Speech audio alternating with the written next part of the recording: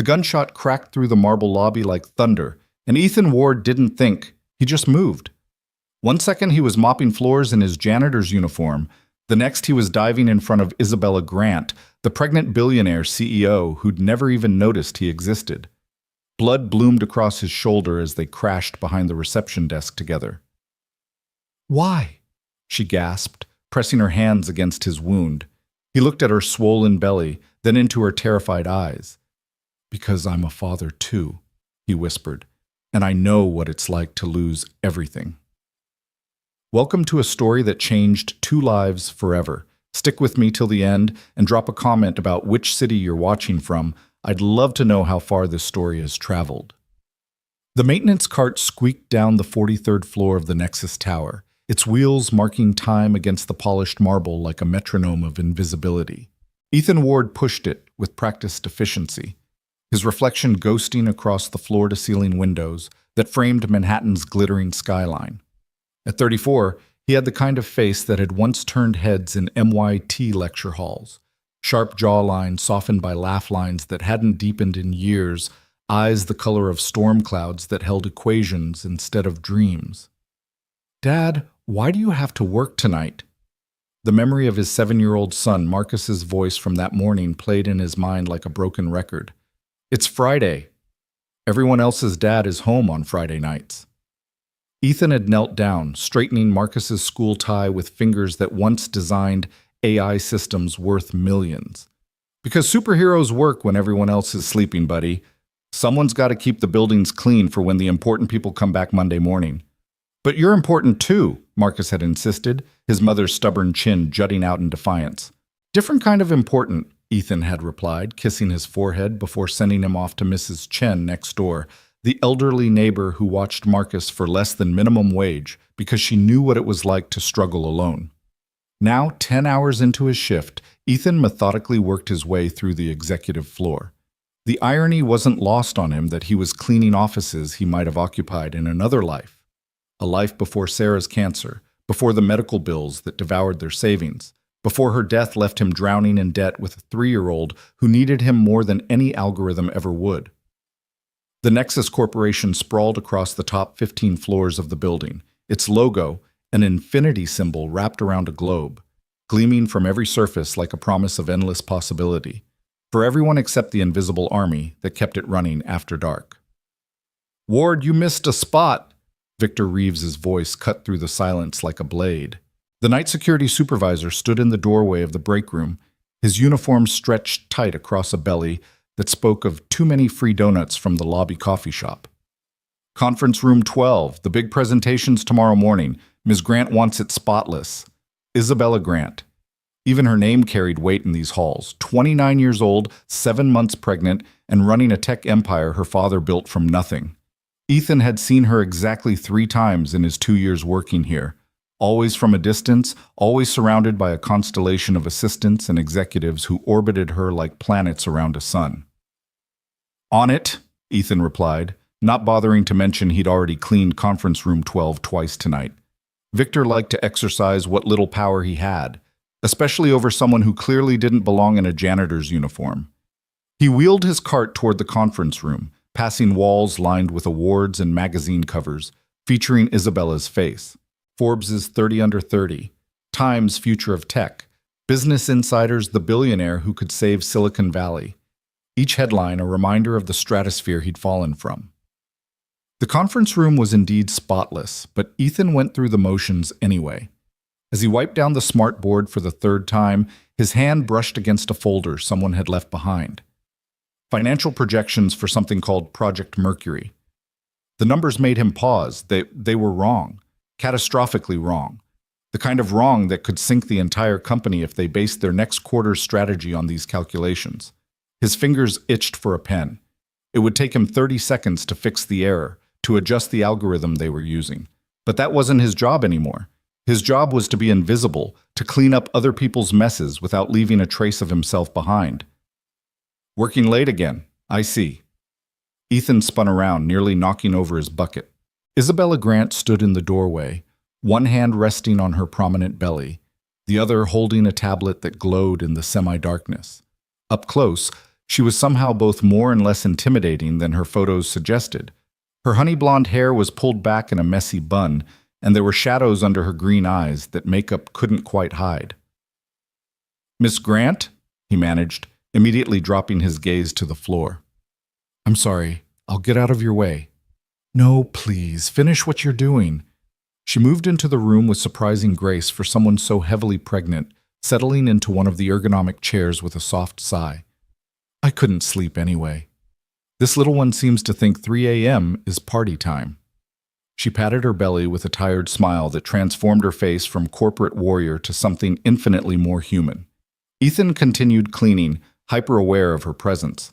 She was scrolling through her tablet, occasionally frowning at something on the screen. Every few minutes, she'd shift uncomfortably, her hand going to her lower back. "Can I get you anything?" The words escaped before he could stop them. "Water? Or there's a heating pad in the supply closet that might help with your back." She looked up, surprise flickering across her features. "How did you know my back was hurting?" "My wife. When she was pregnant with our son, she used to make that same movement. Said it felt like someone was using her spine as a xylophone." The memory slipped out unexpectedly, bringing with it the familiar ache that lived just behind his ribs. "Was?" Isabella's voice softened, catching the past tense. "Cancer. 4 years ago." Ethan focused on wiping down the table, the circular motions giving his hands something to do besides shake. "But the heating pad really did help. That's kind." She studied him with an intensity that made him want to disappear into the walls. "I'm sorry about your wife. That must have been incredibly difficult, especially with a child." "We manage." It came out more curtly than he intended, the walls he'd built around his grief standing firm against even kindness. Isabella nodded, seeming to understand the boundary. She returned to her tablet, but Ethan could feel her occasional glances as he worked. When he reached for the folder of financial projections, her voice stopped him. "Leave it. That's tomorrow's headache." She rubbed her temples. "Sometimes I think these numbers are actively trying to give me a migraine. We're hemorrhaging money on Project Mercury, but no one can figure out where the leak is. My CFO swears the math is solid, but something feels off." Ethan's hand hovered over the folder. Every instinct screamed at him to keep his mouth shut, to finish cleaning and disappear back into the shadows where he belonged. But the error was so glaring, so fixable, and she looked so exhausted. "Your discount rate assumption is wrong," he heard himself say. The silence that followed felt like falling off a cliff. Isabella's head snapped up, her eyes sharp despite the late hour. "Excuse me?" There was no going back now. Ethan pulled the folder toward him, grabbing a pencil from the table. "Your team is using a flat discount rate across all market segments, but you're dealing with emerging markets in Southeast Asia. The risk premium should be adjusted by at least 3%, and you need to factor in currency fluctuation. Here," he quickly sketched out the corrected formula on a blank sheet. "If you run the numbers this way, you'll see the leak isn't in operations. It's in your hedging strategy." Isabella stood up so fast her chair rolled backward. She snatched the paper from his hands, her eyes racing across his calculations. Who are you?" "Nobody," Ethan said quickly, already backing toward his cart. "I'm sorry. I shouldn't have—" "Stop." It wasn't a request. Isabella pulled out her phone, took a photo of his calculations, and fired it off in a text. Within seconds, her phone rang. "I know it's 3 a.m., David," she said to whoever was on the other end. "Look at what I just sent you." "Yes, now." A pause. "That's what I thought. Emergency meeting, 7 a.m. sharp. And David, find out everything you can about our hedging strategy in Singapore." She ended the call and fixed Ethan with a look that made him feel like a butterfly pinned to a board. "You just potentially saved us $40 million with a pencil and 30 seconds of math. So I'll ask you again. Who are you?" "Ethan Ward. I clean your offices." "No," she said slowly. "People who clean offices don't spot sophisticated financial modeling errors at a glance." Try again. He could lie. Make up something about community college courses or online tutorials. But something about the way she was looking at him, not with pity or condescension, but with genuine curiosity, made the truth tumble out. MIT, class of 2013. Master's in Systems Engineering with a focus on financial AI. I used to work for Prometheus Tech before they went under. Isabella's eyebrows shot up. Prometheus? You were part of the team that developed the Apollo trading algorithm? I led the team, Ethan admitted, the words tasting like dust in his mouth. Ancient history now. Ancient history that's still being taught in business schools as one of the most innovative financial AI systems ever created. She tilted her head, studying him like a puzzle she couldn't quite solve. What happened? Life, Ethan said simply, gripping the handle of his mop like an anchor. Medical bills happened. Choosing between keeping a roof over my son's head and keeping my dignity happened. This job has health insurance and steady hours. That's all that matters now. Isabella was quiet for a long moment, her hand unconsciously moving to her belly. Your son.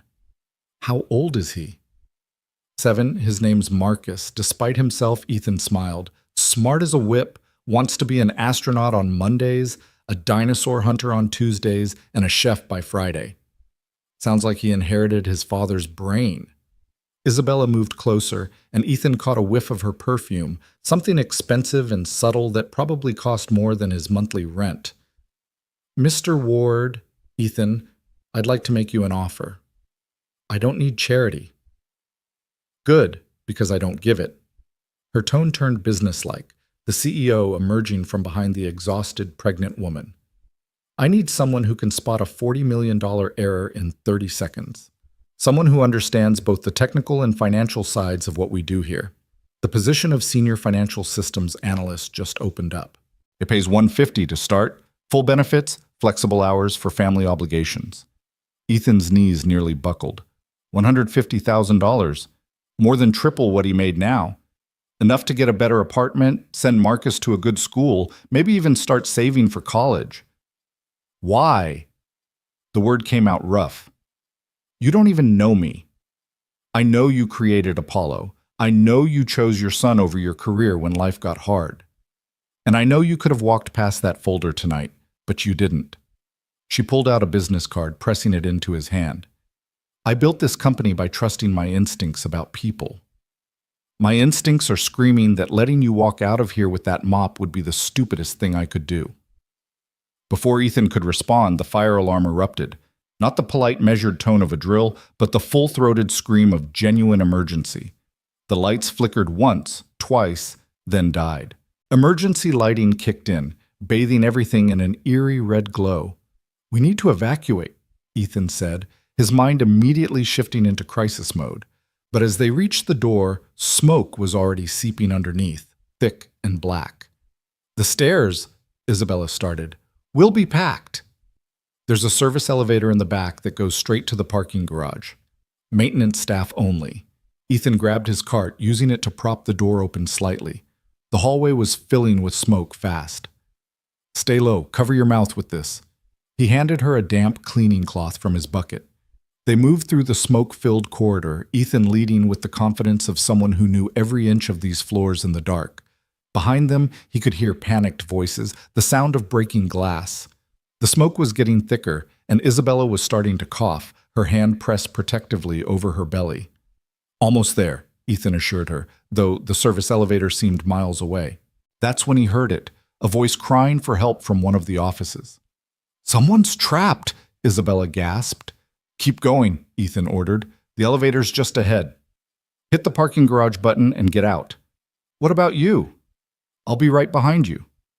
It was a lie, and they both knew it. But Isabella, proving she was indeed the leader everyone said she was, nodded and kept moving. Ethan turned back toward the voice, plunging into the smoke-filled office. He found her in the corner. Amy, one of the night shift cleaners. A kid, really. Maybe 19. She'd twisted her ankle trying to navigate in the dark and panic.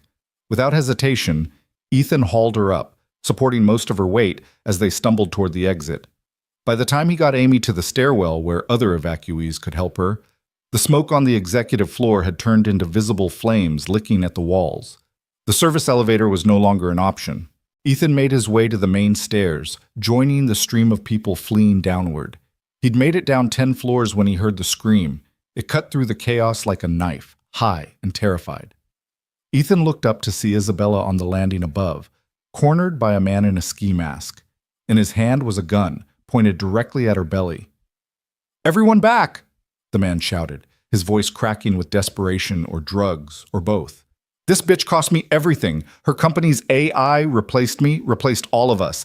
8 years at that firm, and they threw us away like garbage." The crowd scattered, people pushing and shoving to get away from the weapon. But Ethan found himself moving up, against the tide, his eyes locked on Isabella's terrified face. "Please," Isabella was saying, her hands raised, trying to shield her unborn child. "I understand you're angry. We can talk about this. There are programs, compensation." "Shut up!" The gun shook in the man's hand. "You understand nothing. Living in your tower, playing with people's lives like we're just numbers on your spreadsheet. But you're going to understand loss now. You're going to understand what it feels like to have everything ripped away." Ethan was close now, close enough to see the tears streaming down Isabella's face, close enough to see the man's finger tightening on the trigger. Time slowed to a crawl. He thought of Marcus, asleep at Mrs. Chen's, trusting his dad to come home like he always did. He thought of Sarah, how she'd made him promise to take care of their boy, to give him a good life. He thought of the business card in his pocket, the chance at a new beginning. Then he stopped thinking and simply moved. The gunshot was impossibly loud in the enclosed space of the stairwell. Ethan felt the impact like a sledgehammer to his shoulder, spinning him around as he crashed into Isabella, his body shielding hers as they went down together. His momentum carried them both through a door onto another floor, away from the shooter. There was screaming, chaos, the sound of people tackling the gunman, but it all seemed very far away. Ethan was aware of wetness spreading across his shirt, of Isabella's hands pressed against his shoulder, of her voice saying his name over and over. "Why?" she gasped, tears streaming down her face as she tried to stem the bleeding with her expensive jacket. "You don't even know me. Why would you—" "Because I'm a father," Ethan managed through gritted teeth. The pain was extraordinary, like someone had poured molten lead into his shoulder. "And I know what it's like to lose everything. Couldn't let him take that from you, from your baby." Sirens wailed in the distance, getting closer. Someone had found them, was shouting for paramedics. Isabella's face swam in and out of focus above him. "Stay with me," she commanded, her CEO voice cutting through his fog. "That's an order, Mr. Ward. You're starting that job on Monday, you hear me?" "Ethan? Ethan!" The world faded to black, but not before he heard her add, in a whisper that might have been prayer or promise. "You saved us. Now let me save you." When Ethan woke up, the first thing he saw was sunlight.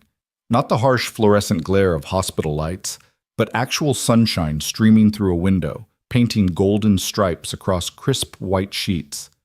The second thing he saw was Marcus curled up in a chair beside his bed, his Iron Man action figure clutched in one small hand.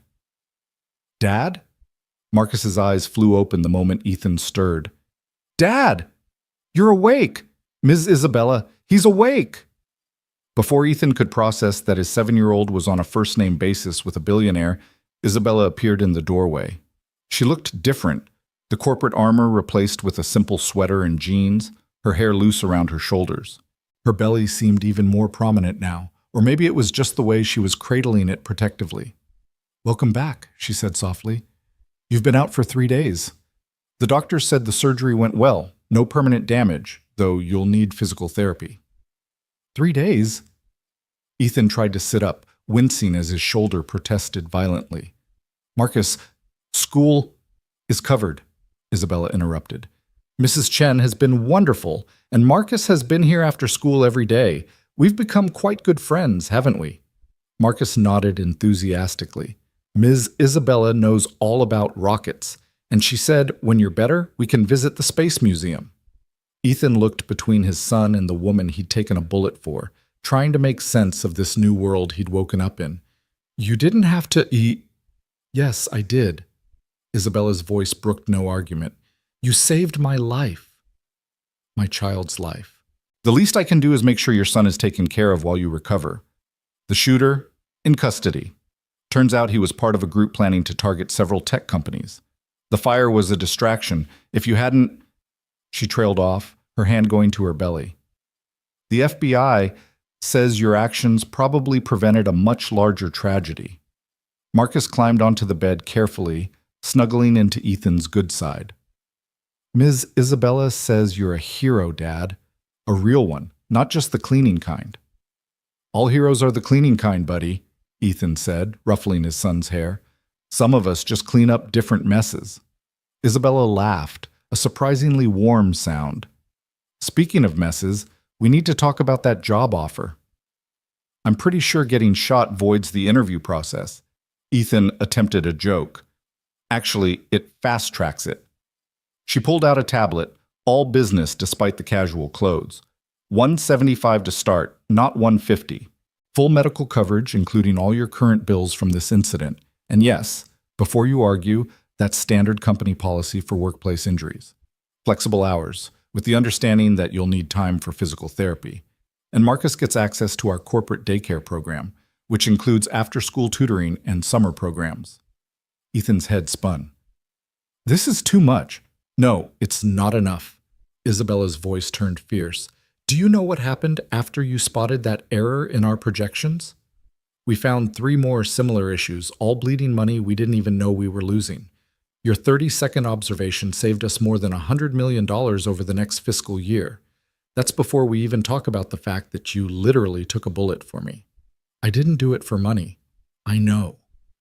Her expression softened. That's exactly why I'm offering it. The world is full of people who do the right thing only when someone's watching, only when there's something in it for them.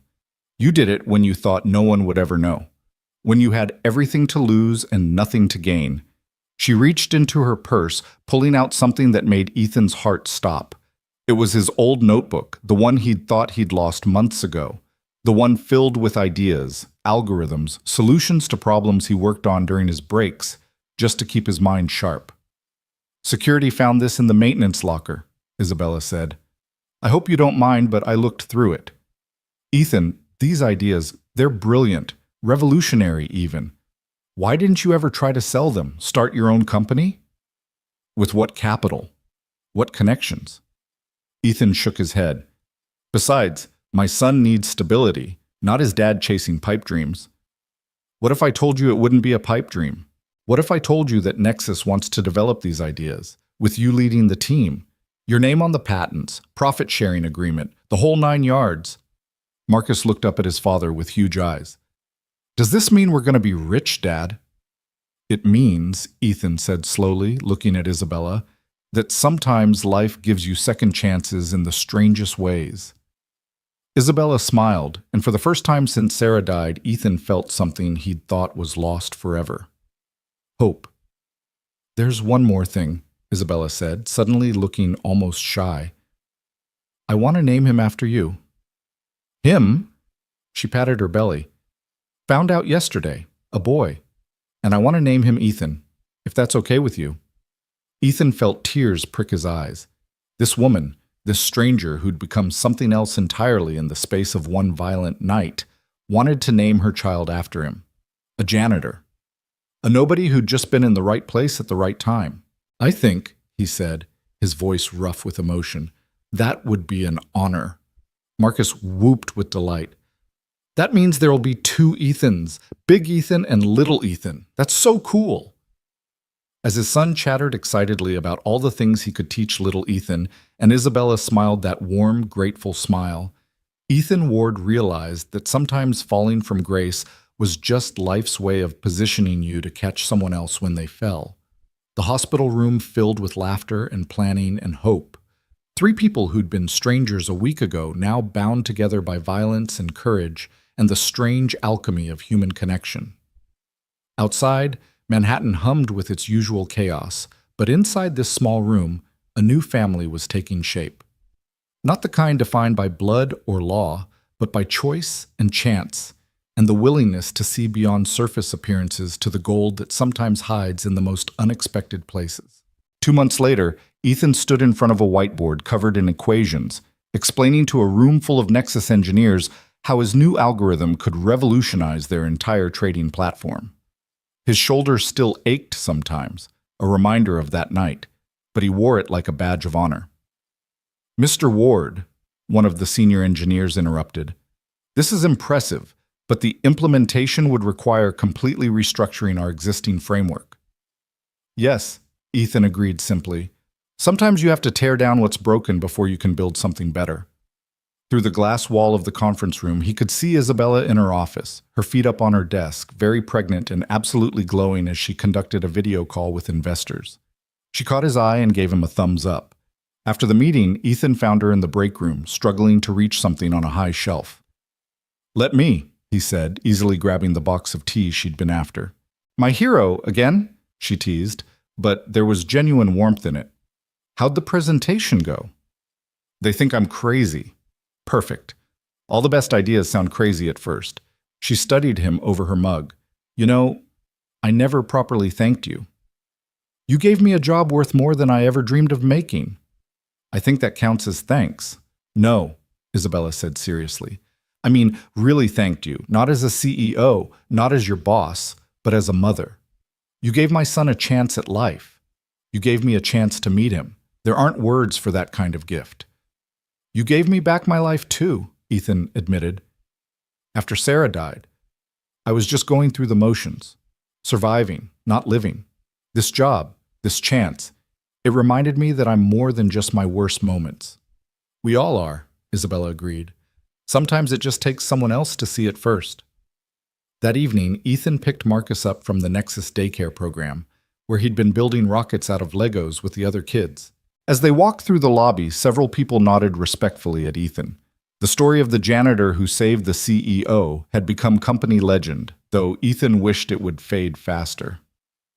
"Dad," Marcus said as they waited for the subway, "are you happy now?" It was such a simple question, but it hit Ethan like a punch to the gut. When was the last time Marcus had seen him truly happy? "Yeah, buddy," he said, pulling his son close. "I really am." "Good. Mom would be happy too." Ethan looked down at his son in surprise. Marcus rarely mentioned Sarah anymore. "She told me in a dream," Marcus continued matter-of-factly, the way only children can discuss the profound. "She said she was proud of you for being brave. And she likes Ms. Isabella." "Oh yeah?" "Yeah, she said Miss Isabella and little Ethan are going to be our family now. Not replacing family, but adding family. Like when you do math and make the number bigger." Out of the mouths of babes, Ethan thought, marveling at his son's simple wisdom. 3 weeks later, Isabella went into labor during a board meeting. Ethan was in his office, deep in code, when his assistant burst in. "Mr. Ward, Ms. Grant is in labor, and she's asking for you." He found Isabella in her office, breathing through a contraction while somehow still trying to finish an email. "I swear this child has his father's timing," she gasped, then looked mortified. "I mean, not his father. The biological father. He's not in the picture." Ethan had wondered, but never asked. Isabella Grant's personal life was notably absent from all those magazine profiles. "Do you have someone to call? Family?" "My parents are in Tokyo for the month. My sister's in London." Another contraction hit, and she gripped the edge of her desk. "I planned this perfectly. He wasn't due for another 2 weeks. I had spreadsheets." "Babies don't care about spreadsheets," Ethan said gently. "Come on, let's get you to the hospital. I can call a car." "Isabella." He used her first name deliberately, watching her eyes widen slightly. "Let me help." "Please." She nodded, and something shifted between them in that moment. The careful, professional distance they'd maintained cracked just a little.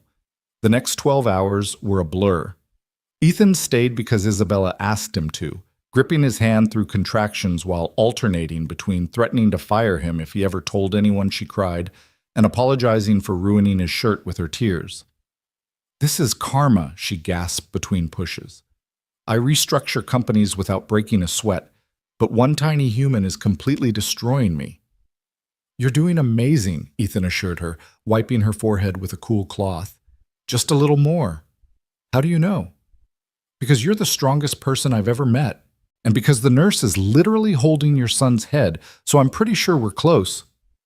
Isabella laugh-cried, squeezing his hand hard enough to cut off circulation.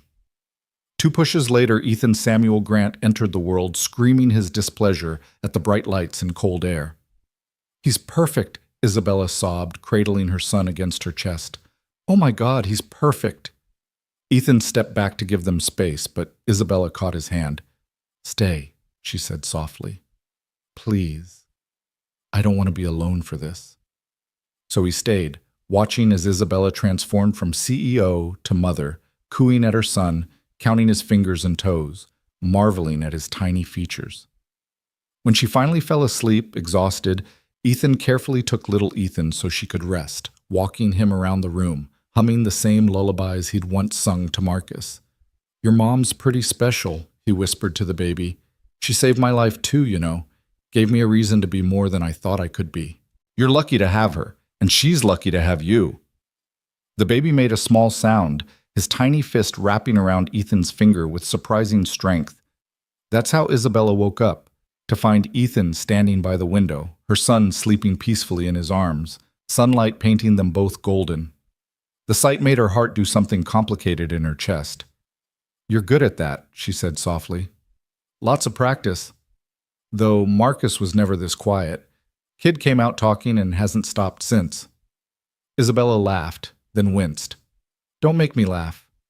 Everything hurts." "I should go," Ethan said, carefully transferring the baby back to her. "Let you rest.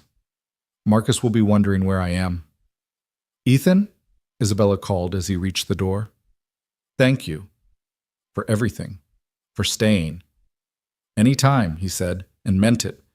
But as he walked to his car, Ethan couldn't shake the feeling that something had fundamentally shifted. The careful boundaries they'd maintained, the professional distance, it was dissolving like sugar in rain. And that terrified him more than any gun ever could.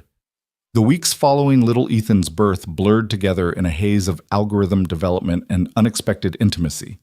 Ethan Ward found himself straddling 2 worlds, the professional realm where he was revolutionizing Nexus's financial systems, and the personal sphere where Isabella Grant kept pulling him deeper into her orbit, seemingly without realizing she was doing it. "Your code is poetry," Dr. James Liu, the head of engineering, said one morning, staring at Ethan's latest framework. "I've been doing this for 20 years, and I've never seen anyone approach parallel processing quite like this." "It's just math," Ethan deflected, uncomfortable with praise after years of invisibility. "The elegant solution is usually the right one." "That's exactly what Einstein used to say," James mused. "You know, the board is already talking about fast-tracking you to VP of Innovation. Isabella's been singing your praises in every meeting." Ethan's phone buzzed before he could respond.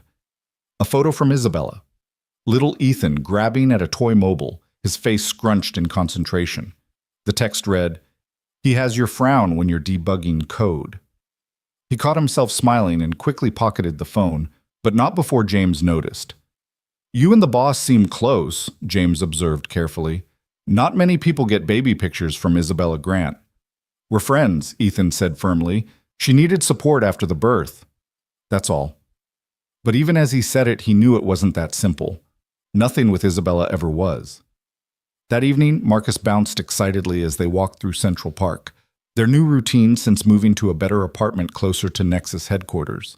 The Rays had changed everything. Better neighborhood, better school, better everything except the gnawing feeling that Ethan was betraying Sarah's memory by moving forward. "Dad, can we visit baby Ethan again?" Marcus asked, kicking at fallen leaves. "He's probably doing something new by now. Babies learn stuff super fast." "He's only 6 weeks old, buddy. Mostly, he just sleeps and eats." "But Ms. Isabella says he smiled yesterday." "A real smile, not the gas kind." Ethan stopped walking. "When did Ms. Isabella tell you that?" "When she called during lunch. She calls every day at lunch to say hi. Marcus said this like it was the most natural thing in the world. She says it's the best part of her day because I tell the funniest stories." This was news to Ethan.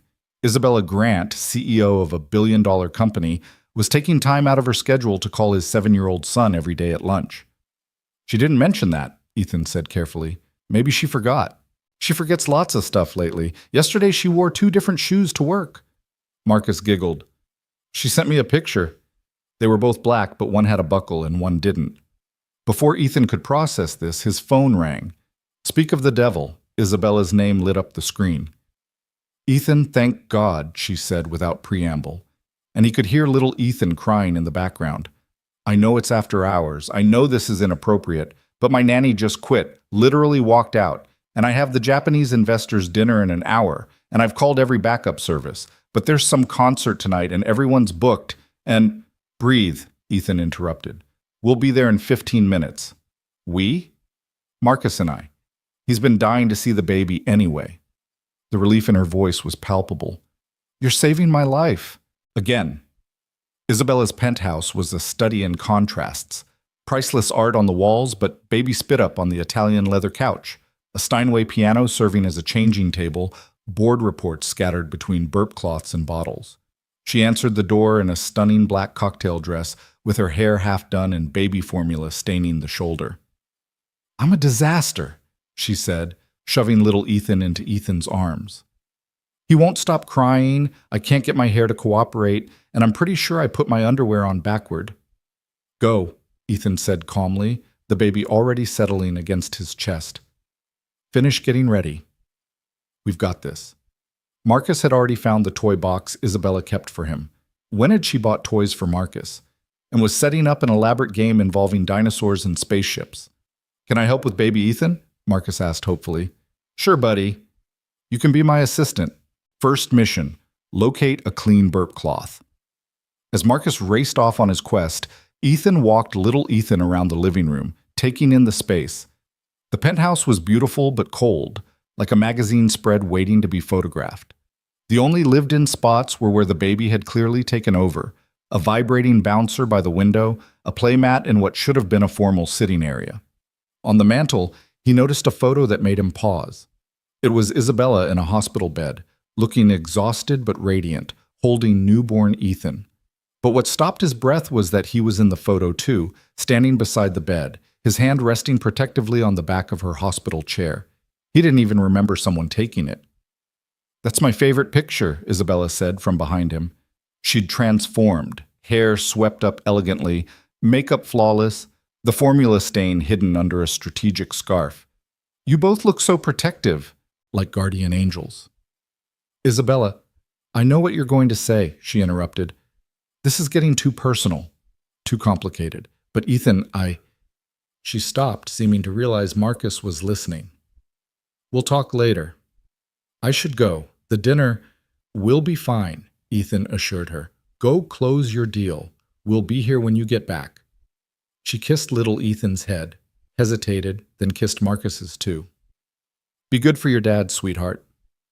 The look she gave Ethan before leaving was loaded with things unsaid. The evening passed peacefully. Little Ethan finally settled. Marcus read him stories, mostly involving explosions and aliens, and Ethan found himself oddly at home in Isabella's space. He ordered pizza for dinner, cleaned up the disaster zone that was her kitchen, and even managed to organize some of the scattered paperwork into coherent piles. He was just getting both boys settled on the couch for a movie when he noticed a folder marked Confidential, Project Prometheus. His blood ran cold. Prometheus was his old company, the one that had collapsed and taken his career with it. Why would Isabella have files on it? Unable to resist, he opened the folder. Inside were acquisition papers, dated 3 weeks ago. Nexus had bought all of Prometheus's remaining intellectual property, including patents that had Ethan's name on them. Patents he'd assumed were worthless after the company's bankruptcy.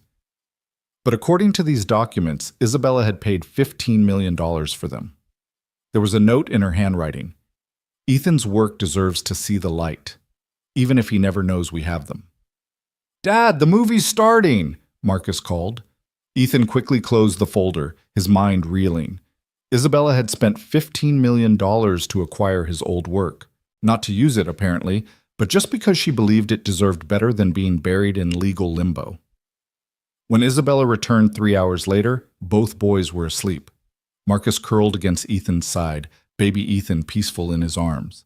She stood in the doorway for a moment, just watching them, an expression on her face that Ethan couldn't quite read. Successful dinner? He whispered. We got the contract, she whispered back, setting down her purse and slipping off her heels. $60 million investment, but honestly, this is better. This? She gestured at the scene before her. Coming home to people, to family. She caught herself. I mean, not family, just, people who aren't paid to be here. About that, Ethan said carefully. You quit paying the nanny. Isabella sank onto the couch beside him, careful not to wake the boys. She said little Ethan was too difficult. Can you imagine? He's a baby. They're supposed to be difficult. You can't keep calling me every time you have a childcare crisis. I know. She looked down at her hands. It's just, you're the only person who doesn't make me feel like a failure at this. Everyone else looks at me like, how can she run a billion-dollar company but can't figure out how to warm a bottle properly? You're not a failure, Ethan said firmly. You're a single mom with a demanding job figuring it out as you go, just like I did. How? Isabella's voice was small. How did you do it alone after Sarah? Ethan was quiet for a long moment, remembering those dark days. I almost didn't. There were nights I sat in Marcus's room, watching him sleep, wondering how I was going to make it to morning, let alone raise him right. But then the sun would come up and he'd need breakfast, so I'd make breakfast. Then he'd need to get to school, so I'd get him to school. You survive minute by minute until suddenly you realize you're not just surviving anymore. When does that happen? The not just surviving part. Ethan looked at her, really looked at her. In the soft light from the kitchen, with her makeup slightly smudged and her perfect hair starting to fall, she looked nothing like the untouchable CEO from magazine covers.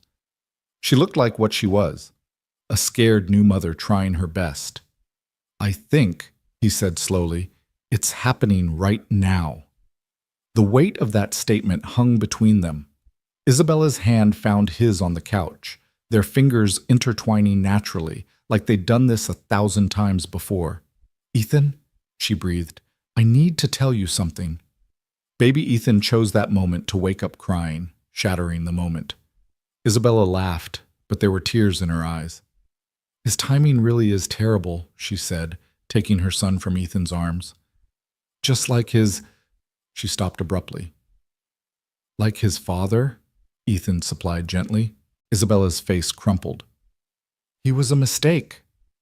Not little Ethan, never him, but his father. We dated for 2 months. He was charming, said all the right things. The pregnancy was an accident, and when I told him, he gave me a check for an abortion and his lawyer's number, said his political career couldn't afford a scandal. Political career? He's a senator now, running for president next term, according to the news. She laughed bitterly. Family values candidate, if you can believe it. Married his campaign manager 2 months after leaving me. Ethan felt a surge of protective anger.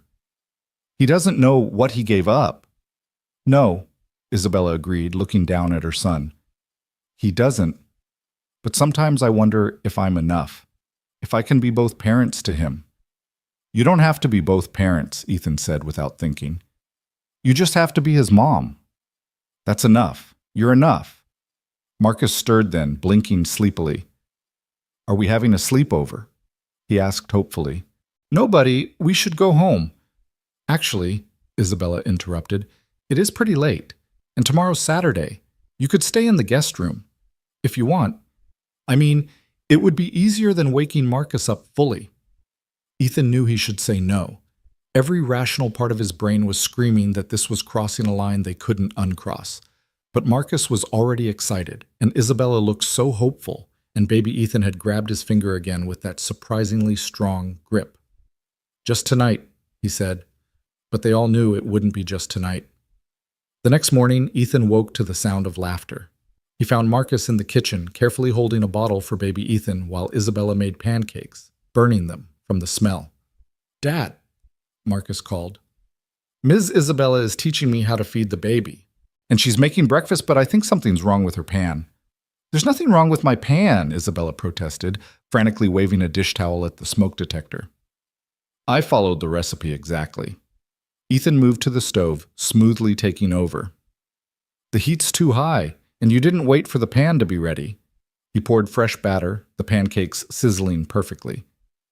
Didn't anyone ever teach you to cook? I had a chef growing up, Isabella admitted. and then assistants, and then takeout menus. This is literally my first attempt at pancakes. Dad makes the best pancakes, Marcus informed her seriously. Sometimes he makes them look like dinosaurs. Dinosaur pancakes? Isabella looked genuinely intrigued. Is that difficult? And so Ethan found himself teaching a billionaire CEO how to make dinosaur-shaped pancakes while his son taught her how to burp a baby. It was surreal and domestic and dangerously perfect. I have a confession, Isabella said as they ate, baby Ethan sleeping in his bouncer. I may have had ulterior motives for asking you to stay last night. Ethan tensed. Oh. There's a company family picnic next weekend. Board members, major investors, important clients, everyone brings their families, and I don't have one. Not in the traditional sense. She took a breath. I was wondering if you and Marcus would come with me. As friends, just friends, but it would help to have people there who actually like me for me, not my net worth. You want us to be your fake family? Ethan asked, trying to keep his tone light. Not fake, Isabella said quickly. Never fake. You're the realest people in my life. I need moral support. And Marcus loves picnics, right, Marcus?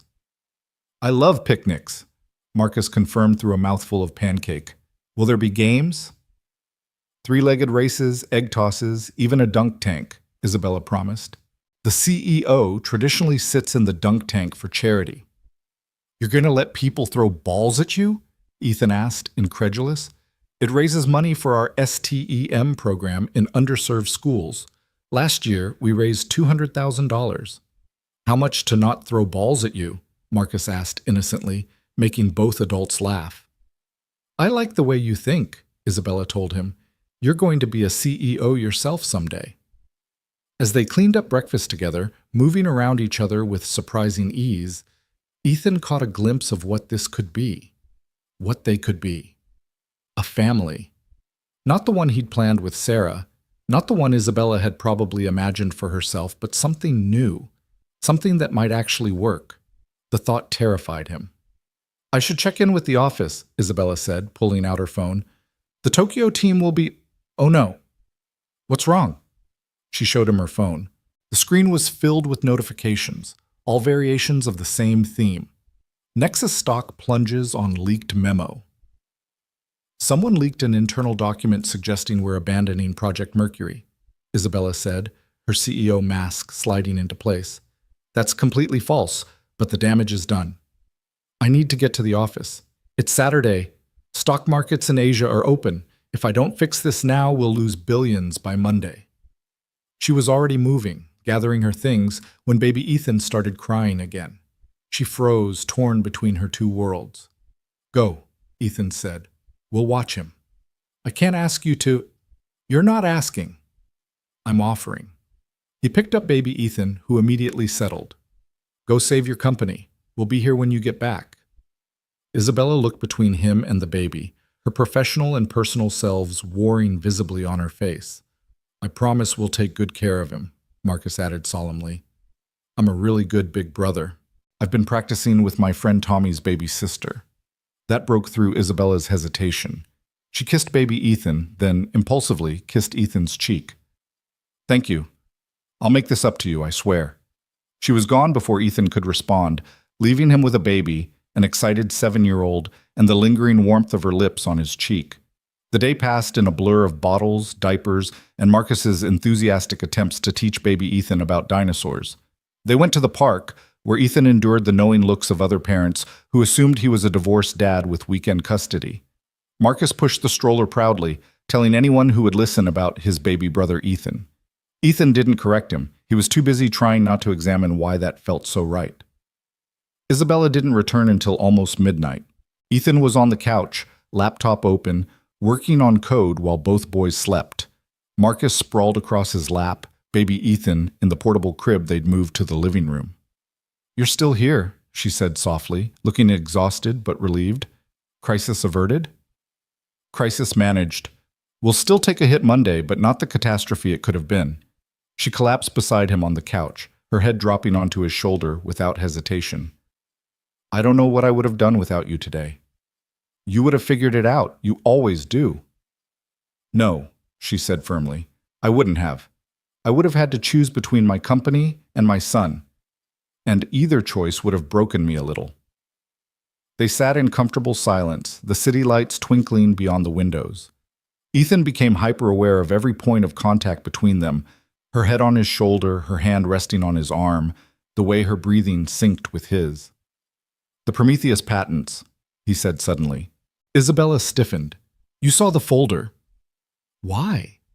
She was quiet for so long he thought she wouldn't answer. Then, because you deserved better than what happened to you. Your work was brilliant, innovative, years ahead of its time. It shouldn't have died with that company. $15 million is a lot of money for sentiment. It's not sentiment, it's justice. And besides, she lifted her head to look at him, I plan to make 10 times that when we implement your designs. I'm a businesswoman, Ethan. I don't make investments that won't pay off. And what about this? He gestured at their position, at the boys sleeping nearby, at the domestic scene they'd created. Is this an investment too? Isabella's eyes flashed with hurt. Is that really what you think? That I'm calculating the ROI on every moment we spend together? I don't know what to think, Ethan admitted. 2 months ago, I was mopping your floors. Now I'm in your house, taking care of your son, and you're looking at me like what? Like I'm more than just your employee who took a bullet for you. Isabella pulled away, standing abruptly. You are more than that. You're... She stopped, running her hands through her hair in frustration. God, Ethan, you have to know by now that you're everything. You and Marcus, you've become everything to us. The admission hung in the air like a challenge. Isabella, no, let me finish. I know this is complicated. I know I'm your boss, and that makes this ethically messy. I know you're still grieving Sarah, and I'm a single mother with trust issues and a company to run. I know all the reasons this shouldn't work. But Ethan, when I'm with you, none of that matters. When I watch you with my son, when I see Marcus teaching him silly songs, when we're all together like this, it feels like family. It feels like home. And I haven't felt that since my parents died. Your parents are in Tokyo, Ethan said, confused. Isabella's laugh was bitter. My parents died when I was 22, car accident. The people in Tokyo are my father's investors who I call mom and dad to maintain the fiction that I have a support system. No one wants to trust a billion-dollar company to an orphan with abandonment issues. The revelation recontextualized everything Ethan thought he knew about her. The workaholic tendencies, the desperate need for control, the way she'd latched onto him and Marcus like lifelines. We're both orphans, he said softly. In different ways. Broken people trying to build something whole, Isabella agreed. Ethan stood, closing the distance between them. We're not broken. We're just experienced. We know what loss feels like, which makes us appreciate what we have even more. And what do we have? Isabella asked, her voice barely a whisper. Instead of answering with words, Ethan did what he'd been wanting to do for weeks. He kissed her. It was gentle at first, tentative, both of them afraid of shattering this fragile thing between them. Then Isabella's arms went around his neck, pulling him closer, and the kiss deepened into something desperate and honest and real. When they finally broke apart, both breathing hard, Isabella's eyes were bright with tears. This changes everything, she said. Everything's already changed, Ethan pointed out. We're just finally admitting it. Before Isabella could respond, baby Ethan started crying. They both laughed, the tension breaking. His timing really is the worst, Ethan said, moving to pick up the baby. Just like his father, Isabella said, then froze. I mean, I know what you meant. But as Ethan soothed the crying infant, he wondered if maybe, just maybe, she'd meant something else entirely. Marcus woke up then, rubbing his eyes. Is it morning? Nobody, just baby Ethan being fussy. Maybe he had a bad dream, Marcus said sagely. I used to have bad dreams after Mom went to heaven. But Dad would hold me and sing the special song, and then the dreams would go away. What special song? Isabella asked. Marcus looked at his dad. Can you sing it for baby Ethan? Ethan hesitated. He hadn't sung that song since Sarah died. It was their song. The one she'd hummed while pregnant with Marcus. The one they'd danced to at their wedding.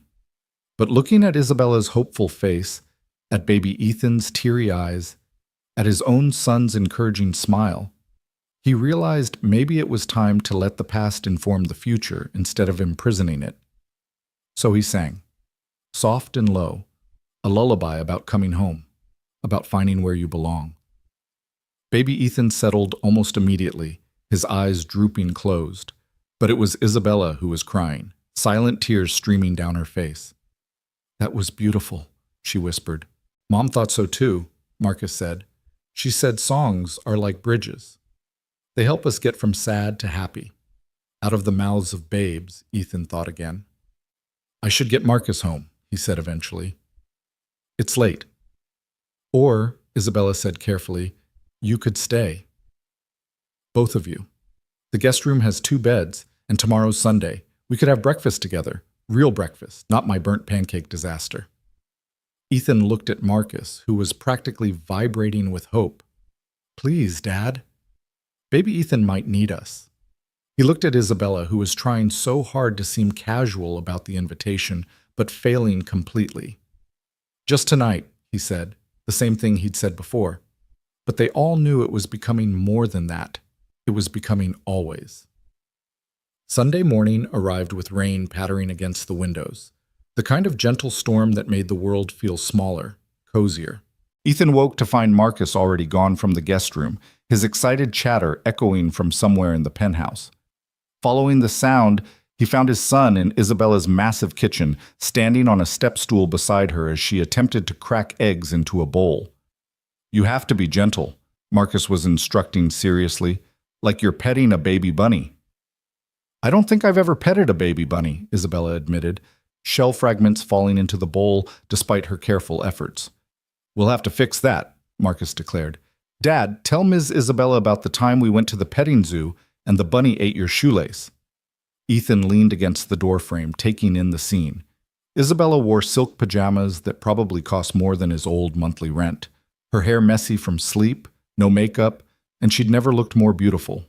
Baby Ethan was in his high chair, gumming a teething ring and watching the chaos with wide eyes. "You're teaching her your grandmother's French toast recipe," Ethan observed, recognizing the ingredients. "She said she wanted to learn to cook real breakfast," Marcus explained. "And Grandma's recipe is the best, even though we never met her." Isabella looked up at him then, flour dusting her cheek. "Your mother's recipe?" "Sarah's mom's, actually. She taught it to Sarah, Sarah taught it to me, and now apparently Marcus is passing on the tradition." Something flickered in Isabella's eyes at the mention of Sarah, but before Ethan could analyze it, his phone rang. The display showed his supervisor from his old janitorial job. "Victor?" he answered, confused. "It's Sunday morning." "Ethan, thank God." Victor's voice was strained. "I know you don't work here anymore, but something's happened. There's been another incident at the Nexus building. Police are here. They're asking about you, about that night with the fire and the shooting." Ethan's blood ran cold. What kind of incident? "Someone broke into the executive floor last night. They spray-painted threats all over the walls, said this was just the beginning, that they weren't done with the company or the people who stopped them before." Isabella had moved closer, concern etched on her face. Ethan put the phone on speaker. "The thing is," Victor continued, "they knew details. About where you were standing when you got shot, about the janitor's cart you used to prop the door. Details that weren't in any news reports. The cops think it might be connected to the original attack." "We'll be right there," Isabella said, her CEO voice taking over. "Miss Grant? I didn't know." 30 minutes, Victor. Tell the police we're coming." She was already moving, her phone out, calling her security chief, her lawyer, arranging childcare for baby Ethan. The transformation from domestic goddess in training to corporate warrior was instant and complete. "Marcus, buddy, you're going to stay here with Mrs. Patterson," Ethan said as an elderly woman appeared at the door, apparently Isabella's emergency nanny. "But Dad," no arguments. "This is grown-up stuff." Marcus's lower lip trembled. "Is someone trying to hurt you again?"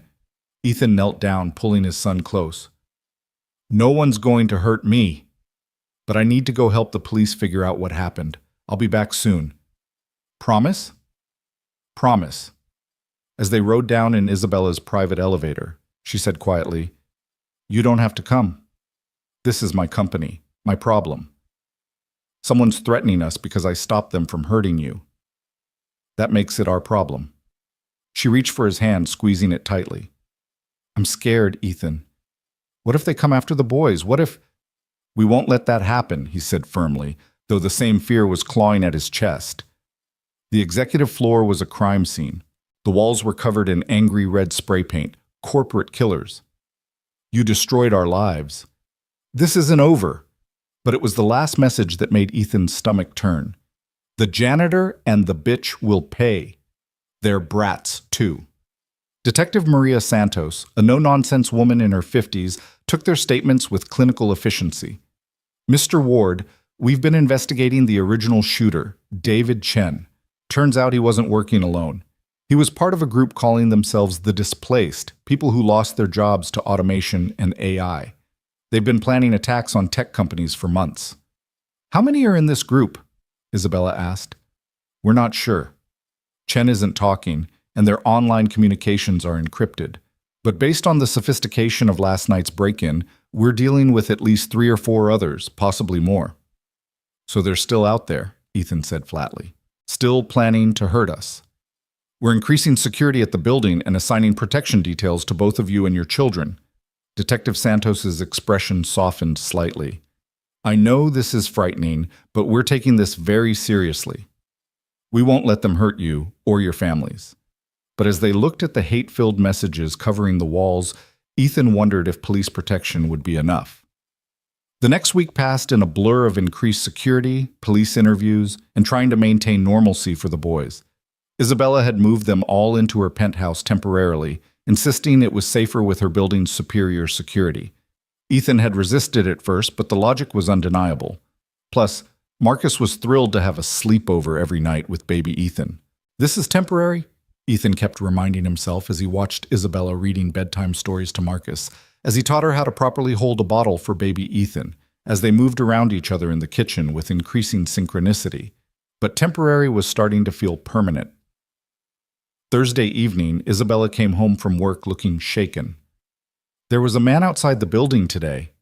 Security caught him taking photos of everyone coming and going. When they questioned him, he ran. Ethan pulled her into his arms without thinking, feeling her tremble against him. Did they catch him? No, but he dropped his phone.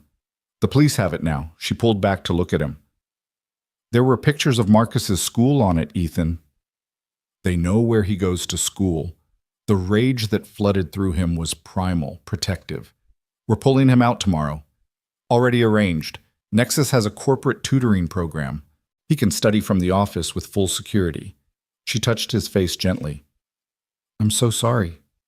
I never meant for my world to put you both in danger. Hey, he said firmly, this isn't your fault. These people are sick, blaming others for their problems instead of adapting. You didn't make them violent. But if you hadn't saved me, then little Ethan would be growing up without a mother, and Marcus would be growing up without... He trailed off, not sure how to finish that sentence. Without what? Isabella prompted softly. Without you, he admitted. Both of you. You've become so important to him, Isabella. To us. She kissed him then, desperate and fierce, like she was trying to memorize the feel of him. When they broke apart, there were tears on her cheeks. I love you, she whispered. I know it's too soon. I know it's complicated, but I love you, Ethan Ward. You and Marcus both. Before he could respond, Marcus's voice called from the hallway. Dad? I had the bad dream again. They found him standing in his pajamas, clutching his Iron Man figure, tears streaming down his face. The bad man was trying to hurt baby Ethan, he sobbed, and you weren't there to stop him. Isabella scooped him up without hesitation, carrying him to the couch. It was just a dream, sweetheart. Baby Ethan is safe in his crib, see? She pointed to the baby monitor showing little Ethan sleeping peacefully. But what if the bad men come back? Marcus asked, curling into Isabella's embrace like he'd been doing it his whole life. Then your dad and I will stop them, Isabella said firmly, just like we did before. Together, Marcus asked hopefully. Together, Ethan confirmed, sitting beside them and wrapping his arms around both. They stayed like that until Marcus fell back asleep, safe in the circle of their protection. As Ethan carried his son back to bed, he heard Isabella whisper to the baby monitor, "I'll keep them all safe, little one, whatever it takes." The company picnic was Saturday, and despite everything, Isabella insisted they still go. "We can't let fear control our lives," she said that morning, adjusting Marcus's bow tie. They'd gone shopping together earlier in the week, Isabella insisting on buying Marcus a whole new wardrobe for safety reasons, though Ethan suspected she just enjoyed spoiling his son. "Do I look like a businessman?" Marcus asked, examining himself in the mirror. "You look like a heartbreaker," Isabella told him, making him giggle. The picnic was held at a private estate in the Hamptons, with security so tight even the caterers had background checks. As they arrived, Ethan was acutely aware of the picture they made. Him carrying baby Ethan in a carrier, Isabella holding Marcus's hand, looking every inch the perfect family. "Isabella!" A woman in designer sundress rushed over. "Oh my goodness, is this your baby?" "He's gorgeous." "And who's this handsome young man?" "This is Marcus," Isabella said smoothly, "and his father, Ethan Ward. Ethan's our new VP of Innovation." The woman's eyes widened with recognition. "The one who saved you during the fire?" "Oh my God, you're a hero." Ethan shifted uncomfortably as more people gathered, all wanting to meet the man who'd taken a bullet for their CEO. Marcus, however, basked in the attention, regaling anyone who'd listen with increasingly dramatic versions of his dad's heroics. And then he flew across the room like Superman. Marcus was telling a group of enraptured children. "The bad guy didn't stand a chance." "Your son's quite the storyteller," observed a familiar voice. Ethan turned to find Dr. James Liu watching with amusement. "Though from what I hear, the real story's not far off." "It wasn't that dramatic," Ethan protested. "No? The janitor who turned out to be a genius saved the CEO's life and revolutionized our financial systems in 3 months? Sounds like a fairy tale to me." Before Ethan could respond, a commotion erupted near the dunk tank. Someone had recognized the senator, baby Ethan's biological father, who was apparently attending as a guest of one of the board members. "Is that Richard Blackwood?" someone asked excitedly. "I heard he's announcing his presidential run next month." Ethan felt Isabella stiffen beside him. The senator was holding court near the buffet table, his perfect political wife beside him, their 2 photogenic children playing nearby. The all-American family, campaign ready. "I need some air," Isabella said tightly. "I'll come with you." "No, stay. Marcus is having fun." She practically fled toward the gardens. Ethan found her 10 minutes later, sitting on a bench overlooking the ocean, baby Ethan cradled against her chest. "He doesn't even know," she said without preamble. "He looked right through me earlier like I was nobody. The father of my child doesn't even recognize me anymore." "His loss," Ethan said simply, sitting beside her. "Is it? Look at his family. Perfect wife, perfect kids, perfect life. Meanwhile, I'm a single mother whose son will grow up wondering why his father didn't want him. He'll grow up knowing his mother wanted him enough for 2 parents. And he'll have Marcus as a big brother teaching him about dinosaurs and superheroes. And he'll have—" "You?" Isabella asked hopefully. Ethan took a breath, ready to finally say what had been building for weeks, when Marcus came running up. "Dad! Dad! There's a man! He was taking pictures of me, and when I told the security guard, he ran away." Isabella was on her feet instantly. Baby Ethan clutched protectively. "Where?" "By the bounce house." The guard went after him, but the sound of sirens cut through the festive atmosphere. Within minutes, the picnic had transformed into another crime scene. The photographer had escaped, but he'd left behind a camera with hundreds of photos, not just of Marcus, but of baby Ethan, Isabella, and Ethan himself. Some were from weeks ago, showing them going about their daily routines. "They've been watching us for weeks," Detective Santos said grimly when she arrived. "This is escalating. We need to consider protective custody." "No," Isabella said firmly. "I won't let them make us prisoners." "Then what do you suggest?" the detective asked. "We go on the offensive," Ethan said suddenly. Everyone turned to look at him.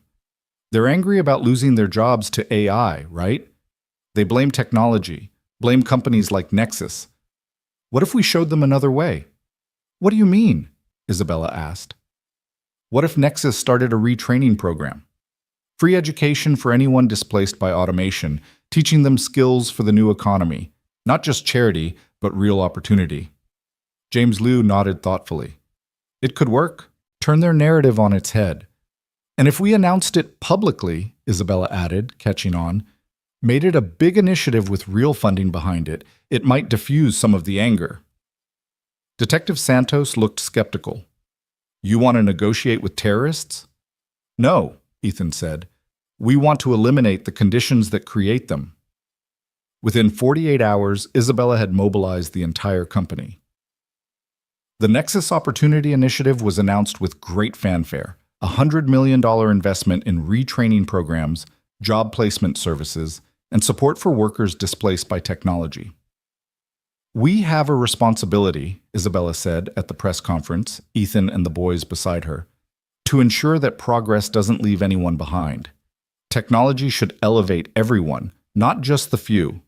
The response was immediate and mostly positive. News outlets picked up the story, praising Nexus for its forward-thinking approach. More importantly, tips started coming into the police hotline. People who'd been sympathetic to the displaced were now providing information. But not everyone was appeased. The attack came on a quiet Tuesday evening. Ethan had just picked up Marcus from his tutoring session at Nexus, and they were walking to the car when a van screeched to a stop beside them. Everything happened so fast. Men in masks jumping out, grabbing for Marcus, Ethan fighting them off with a fury he didn't know he possessed. Run! He shouted to Marcus, who stood frozen in terror. Run to the building! One of the attackers had a knife, and Ethan felt it slice across his ribs as he grappled with them. Security guards were running toward them now, shouting, but the attackers were already retreating, jumping back into the van. Dad! Marcus sobbed, throwing himself at Ethan as the van sped away. You're bleeding! Ethan looked down to see blood soaking through his shirt. The cut wasn't deep, but it was long, and the adrenaline was already fading into pain. I'm okay, buddy. I'm okay. But he wasn't okay. None of this was okay. Isabella arrived at the hospital like a force of nature, baby Ethan in her arms, her face pale with fear and fury. 27 stitches, the doctor told them. You're lucky it wasn't deeper. Lucky, Isabella repeated bitterly after the doctor left. You could have been killed. Marcus could have been taken. How is any of this lucky? Because we're all still here, Ethan said, reaching for her hand. Still together. For how long? She asked, tears finally breaking through. How long before they succeed? Before they hurt one of you or take one of the boys? I can't lose you, any of you. Marcus, who'd been quietly coloring in the corner, looked up. Are we going to have to leave? The question hung in the air, heavy with possibility. Maybe, Ethan said slowly. We should. Isabella's head snapped up. What? Think about it. These people know where we live, where Marcus goes to school, where we work. Even with security, we're sitting ducks. But if we left, really left, started fresh somewhere else, you want to run? Isabella asked, but there was something in her voice that wasn't quite condemnation. I want to protect our family, Ethan said, the word our hanging meaningfully between them. We could go to Switzerland, Isabella said suddenly. Nexus has a satellite office there. I could run things remotely for a while, at least until the police catch the rest of the displaced. Switzerland has chocolate, Marcus offered hopefully, and mountains. It's halfway around the world, Ethan pointed out. Exactly, Isabella said. Far from anyone who wants to hurt us. We could leave tomorrow before anyone knows we're gone. It was insane, impulsive, completely unlike anything Ethan would normally consider. But looking at Marcus's scared face, at baby Ethan sleeping innocently in Isabella's arms, at the woman he'd somehow fallen completely in love with, he realized normal had stopped applying to their lives weeks ago. Okay, he said. Okay, Isabella repeated, surprised. Let's go to Switzerland. All of us. Together. Marcus cheered, then winced as the movement pulled at his father's stitches. Sorry, Dad. Never apologize for being happy, buddy. Isabella leaned down and kissed him, careful of his injuries. I love you, she whispered. Both of you. All three of you. We love you too, Marcus said matter-of-factly. Right, Dad? Ethan looked at his son, at Isabella, at baby Ethan, at this patchwork family they'd built from tragedy and chance and choice. Right, he confirmed. We love you too. They left New York 36 hours later on a Nexus corporate jet with enough security to protect a head of state. As the city disappeared beneath the clouds, Ethan held Isabella's hand while Marcus excitedly pointed out landmarks to baby Ethan, who gurgled happily in response. This isn't how I pictured my life going, Isabella said softly. Better or worse than expected? Ethan asked. She looked at their boys, at their joined hands, at the future spreading out before them, uncertain but theirs. Different, she said, but perfect in its own way. As the plane carried them toward their new life, Ethan thought about the strange path that had led them here. A janitor and a billionaire, a widow and a single mother, two broken families becoming one whole. It shouldn't work, but somehow it did. Dad, Marcus asked, looking up from the picture he was drawing of their family. Are we going to be okay? Ethan pulled his son close, feeling Isabella lean into his other side, baby Ethan safe in her arms. Yeah, buddy, we're going to be more than okay. And for the first time since Sarah's death, he truly believed it. The Swiss Alps rose before them like something out of a fairy tale, snow-capped peaks piercing an impossibly blue sky.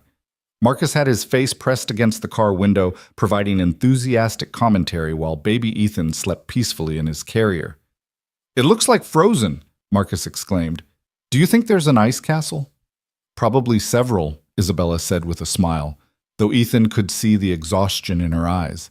She'd been on calls with New York for most of the flight, managing the crisis from 30,000 feet. Their temporary home was a chalet in Zermatt, all wood and glass with views of the Matterhorn. It was smaller than Isabella's penthouse, but warmer somehow, more intimate. As they settled in, Ethan found himself imagining a life here, teaching Marcus to ski, watching baby Ethan take his first steps in the meadow behind the house, waking up beside Isabella with mountains instead of skyscrapers outside their window. It's perfect, Isabella said, coming up behind him as he stood on the balcony. Like a dream. Dreams end, Ethan said quietly. Not all of them, she countered, wrapping her arms around his waist, careful of his still healing wound. Some dreams just become reality. That night, after the boys were asleep, they sat by the fireplace going through the flood of messages from New York. The Opportunity Initiative was gaining momentum, with other tech companies pledging to join. More importantly, 3 members of the displaced had been arrested, including the would-be kidnapper from the picnic. It's working, Isabella said with relief. The program, the arrests, it's actually working. But? Ethan could hear the hesitation in her voice. But the board is getting nervous. A CEO who flees the country doesn't inspire confidence. They're giving me a month to either come back or step down. Ethan felt his heart sink. You can't step down.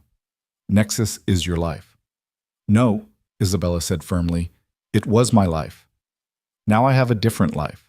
A better one. She pulled out a tablet, showing him a document. I've been thinking. What if we started something new here? A company that bridges the gap between human workers and AI, that focuses on enhancement rather than replacement? We could use your patents, my business experience. Our company? Ethan asked, something flowering in his chest. Ward Grant Technologies, Isabella said with a smile. Or Grant Ward. I'm not picky about the order. What about Nexus? I'll maintain a position on the board, keep my equity. But day-to-day operations? She shrugged.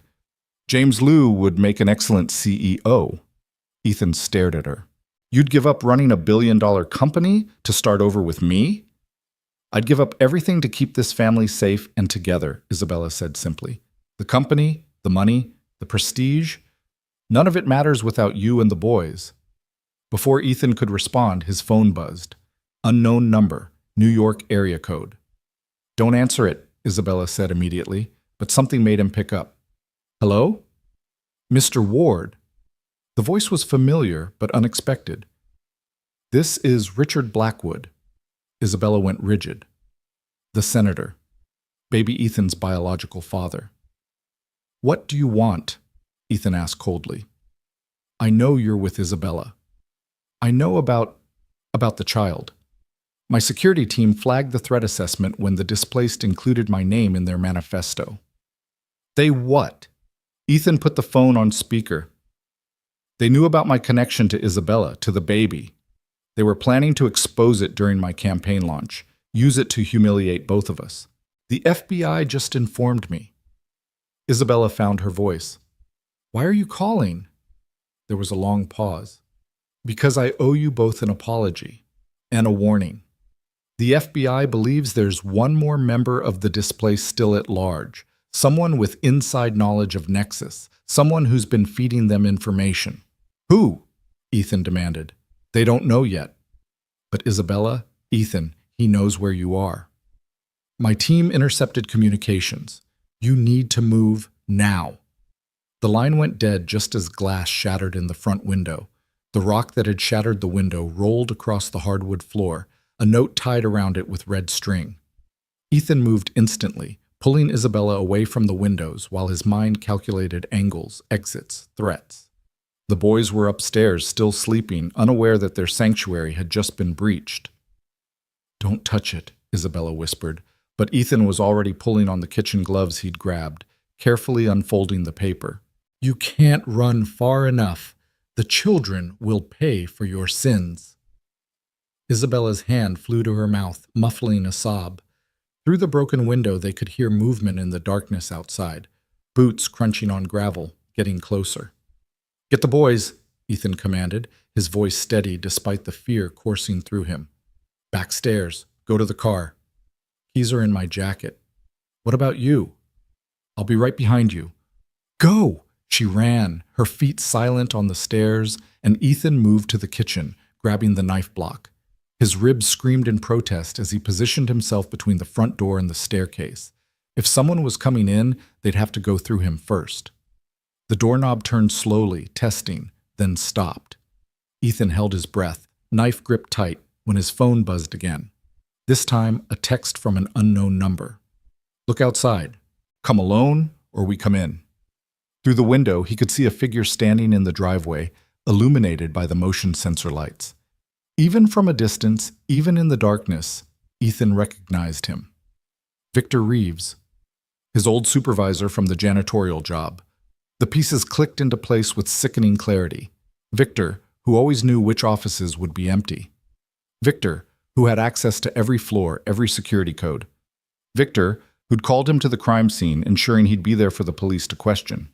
Ethan made a decision that went against every instinct screaming in his head. He opened the door and stepped outside. Victor, he said calmly, though his hand still gripped the knife. This isn't you. This isn't who you are. Victor laughed bitterly, and Ethan could see the gun in his waistband, the wild look in his eyes. You don't know anything about me, Ward. You worked beside me for 2 years and never once asked about my life, my family. Nothing. You're right, Ethan admitted, taking a careful step forward. I was too wrapped up in my own problems to see anyone else's. I'm sorry. Sorry? Victor's voice cracked. I trained you, covered for you when you were too grief-stricken to function properly, and the second that rich bitch noticed you, you left without a backward glance. Do you know what happened to the rest of us after the shooting? They brought in a private security firm, said we couldn't be trusted with executive floor access anymore. 20-year veterans treated like criminals. Isabella didn't know. Isabella Grant doesn't care about anyone beneath her tax bracket, Victor shouted. None of them do. We're invisible to them, just background noise until one of us snaps. Well, guess what? We all snapped. Behind Victor, more figures emerged from the shadows. 3 of them, all wearing maintenance uniforms Ethan recognized. People he'd worked alongside, shared break room coffee with, never really knowing them at all. It doesn't have to be like this, Ethan said, his mind racing. Isabella should be at the car by now with the boys. He just needed to buy them time. The Opportunity Initiative is a PR stunt, Victor spat. You think offering us coding classes makes up for decades of treating us like furniture? You got lucky, Ward. The right place, the right time, the right pretty face to save. The rest of us? We just get to keep pushing mops until robots replace us, too. One of the other men spoke up, younger, nervous. Victor, this wasn't the plan. We were just supposed to scare them, not... Plans change, Tommy. Victor pulled out his gun, not pointing it yet, just holding it. Mr. Ward here is going to call his girlfriend. Tell her to come back with those kids. We're going to have a conversation about wealth redistribution. No. Ethan's voice was steel. You want to hurt someone? Hurt me. But you leave them out of this. You still don't get it, Victor said, stepping closer. This isn't about you. It never was. You're just collateral damage. It's about her, about what she represents, the untouchable elite playing with our lives from their ivory towers. The sound of a car engine starting echoed through the night. Victor's head snapped toward the sound, and Ethan moved, not toward Victor, but toward the electrical box on the side of the house. He slammed his fist into the main breaker, plunging everything into darkness. Chaos erupted. Shouting, running, Victor firing wildly into the dark. Ethan rolled behind the woodpile, feeling splinters dig into his palms, his ribs screaming. He could hear Isabella's car speeding away, tires squealing on the mountain road, and felt a moment of relief. Then headlights blazed to life, 2 vehicles hidden in the trees roaring to life, giving chase. No! Ethan burst from his hiding spot, tackling Victor before he could get to one of the vehicles. They went down hard, rolling in the gravel, fighting for the gun. It went off twice, deafeningly loud, before skittering away into the darkness. Victor was stronger than he looked, fury giving him strength. His hands found Ethan's throat, squeezing, and Ethan saw stars, his injured ribs making it impossible to get leverage. You ruined everything, Victor gasped. We had a plan, a purpose, and you... The sound of sirens cut through the night, getting closer. Someone, probably Isabella, had called the police. Victor's grip loosened for just a moment, and Ethan drove his knee up, sending the older man rolling. It's over, Victor, Ethan wheezed, struggling to his feet. Let it go!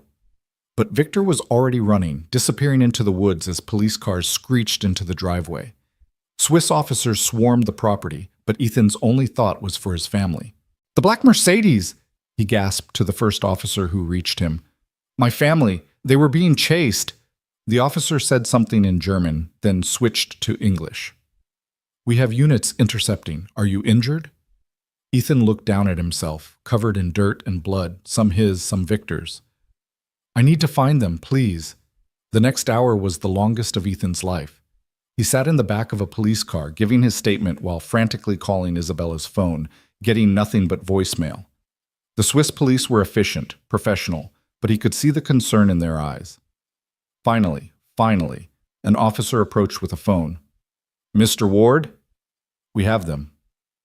Isabella's voice, shaky but alive. Ethan? Oh God, Ethan, are you okay? Are you safe? The boys? We're fine. Marcus was so brave holding baby Ethan while I drove. The police stopped the cars chasing us. They arrested 2 men, but Ethan... Her voice broke. They said Victor got away. I'm coming to you. Where are you? The police station in town. Ethan, I'm so sorry. This is all my fault. If I hadn't... Stop, he said firmly. None of this is your fault. I'll be there in 20 minutes. The reunion at the police station was a tangle of tears and desperate embraces. Marcus clung to Ethan like a lifeline, while Isabella held baby Ethan with one arm and gripped Ethan's hand with the other. I thought they were going to hurt you, Marcus sobbed. I wanted to help, but Isabella said my job was to protect baby Ethan. And you did perfect, buddy. You were so brave. I wasn't brave, Marcus insisted. I was scared the whole time. Being brave doesn't mean not being scared, Ethan told him. It means doing what needs to be done even when you're terrified. The Swiss police inspector, a stern woman named Muller, reviewed their statements with typical thoroughness. Mr. Reeves has likely crossed the border by now. We've notified Interpol, but these mountains, many places to hide. So he's still out there, Isabella said flatly. Yes, which is why I recommend you accept the protection program we're offering. Safe house, new identities, complete relocation. New identities? Marcus asked, confused. But I like being Marcus Ward. Isabella and Ethan exchanged looks over his head. The weight of what was being offered, a complete fresh start, but at the cost of everything they'd been, hung between them. "We need time to think," Ethan said. "Of course. But Mr. Ward, Ms. Grant, this man is obsessed. He won't stop until he's caught, or—" She didn't finish the sentence. She didn't need to. They spent the night in a police safe house, the four of them crowded into one room because nobody wanted to be separated.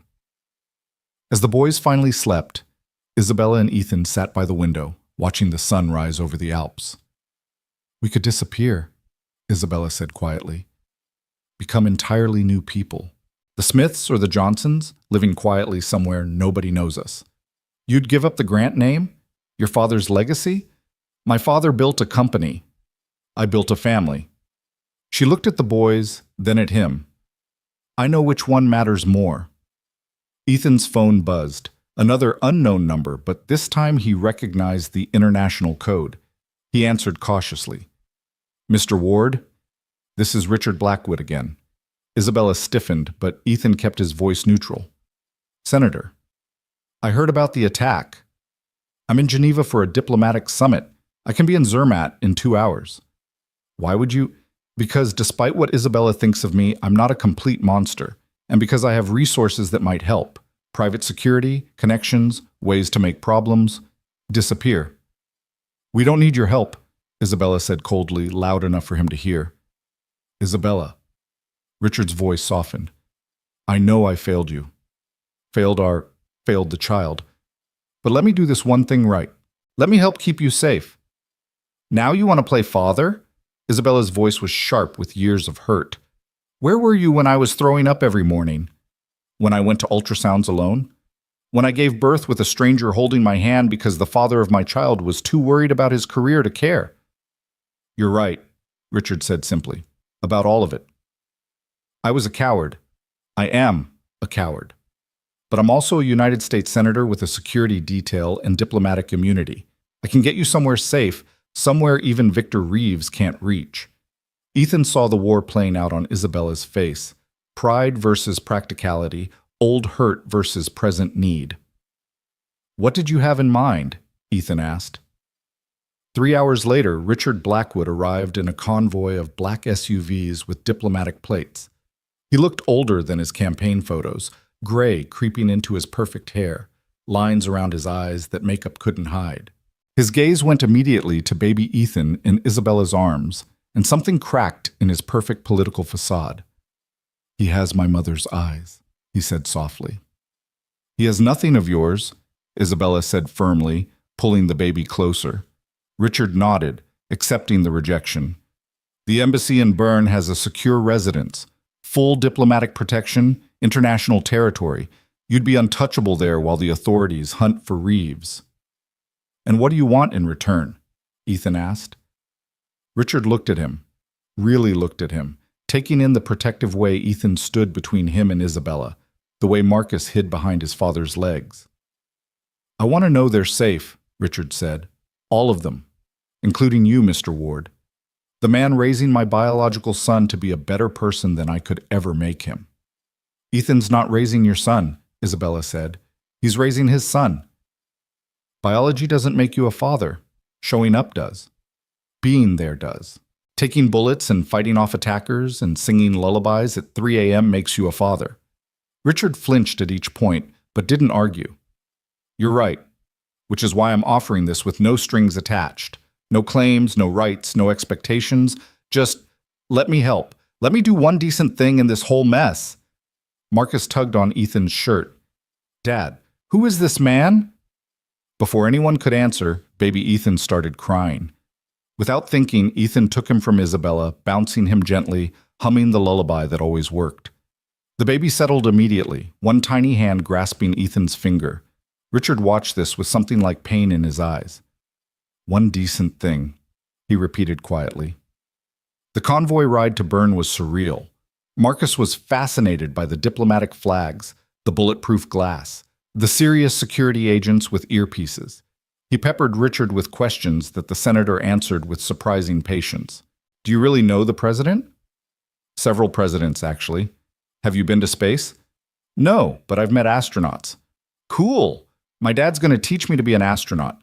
or a dinosaur scientist, or maybe a chef who cooks for astronauts. Your dad sounds like an amazing teacher. Isabella and Ethan exchanged glances at the wistfulness in Richard's tone. The embassy residence was like something from a movie. High walls, security checkpoints, beautiful grounds that were also a fortress. As they settled in, Richard pulled Ethan aside. I've had my team looking into Victor Reeves. He's more dangerous than you know. Military background, special forces training before he fell on hard times. Lost his wife to cancer, couldn't afford treatment, blamed the system that valued stock prices over human lives. Like me, Ethan said quietly. He's like me if I'd chosen rage over resilience. Nothing like you, Richard corrected. You found a way forward. He only found someone to blame. Why do you care? Really? Richard was quiet for a moment, watching through the window as Isabella helped Marcus explore the garden, baby Ethan sleeping in a stroller beside them. I've made a lot of mistakes in my life, he said finally. Choosing career over character, image over integrity. But the worst mistake was walking away from her, from them. I told myself it was for the best, that they'd be better off without me. But really, I was just a coward. He turned to Ethan. You're not a coward. When it mattered, you stood up. You protected them. You're the father that baby deserves, the partner Isabella deserves. Don't let my failures poison that. Before Ethan could respond, his phone rang. Detective Santos from New York. Mr. Ward, I have news. We caught 2 more members of the displaced network trying to flee the country.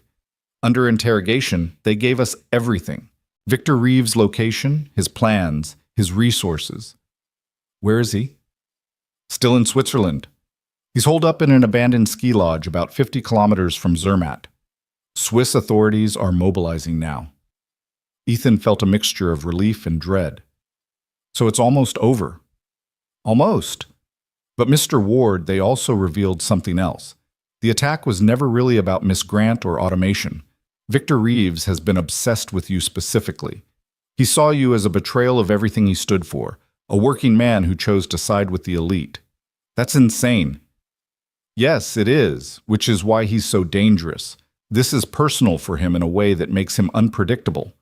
Stay in the embassy until we have him in custody. But even as Ethan agreed, he knew Victor wouldn't wait to be caught. Men like that, driven by perceived betrayal and righteous fury, didn't go quietly. His instinct proved right 3 days later. It was Marcus who saw him first, looking out the embassy window during breakfast. Dad, there's a man at the gate. He looks sad. Ethan moved to the window and his blood froze. Victor stood at the main gate, hands visible, no obvious weapons, just standing there like he was waiting for a bus. Take the boys upstairs, Ethan told Isabella. Don't you dare go out there. I'm not. But I need to end this. Security was already mobilizing, but Victor wasn't trying to enter. He just stood there until one of the guards approached with a phone. The call came through to the residence. Hello, Ethan. Victor's voice was calm, almost peaceful. Beautiful morning, isn't it? What do you want, Victor? To talk. Man to man, worker to worker. No weapons, no threats, just words. The police are coming. I know, that's why we should talk now. Against every instinct, against Isabella's pleading looks, Ethan found himself walking to the gate. Not outside it, he wasn't that foolish, but close enough to see Victor's face through the bulletproof glass. Victor looked older, grayer, like the past week had aged him years. You look good, he said. Happy. The kid doing okay? They're both fine. Good. Kids shouldn't suffer for adult problems. Victor laughed bitterly. Listen to me, sounding all noble. Truth is, I never wanted to hurt the kids. That was just momentum, anger, David Chen's people getting carried away. Then why? Because you got out, Victor said simply. You escaped the trap the rest of us are stuck in, and not through hard work or playing by the rules, but through blind fucking luck.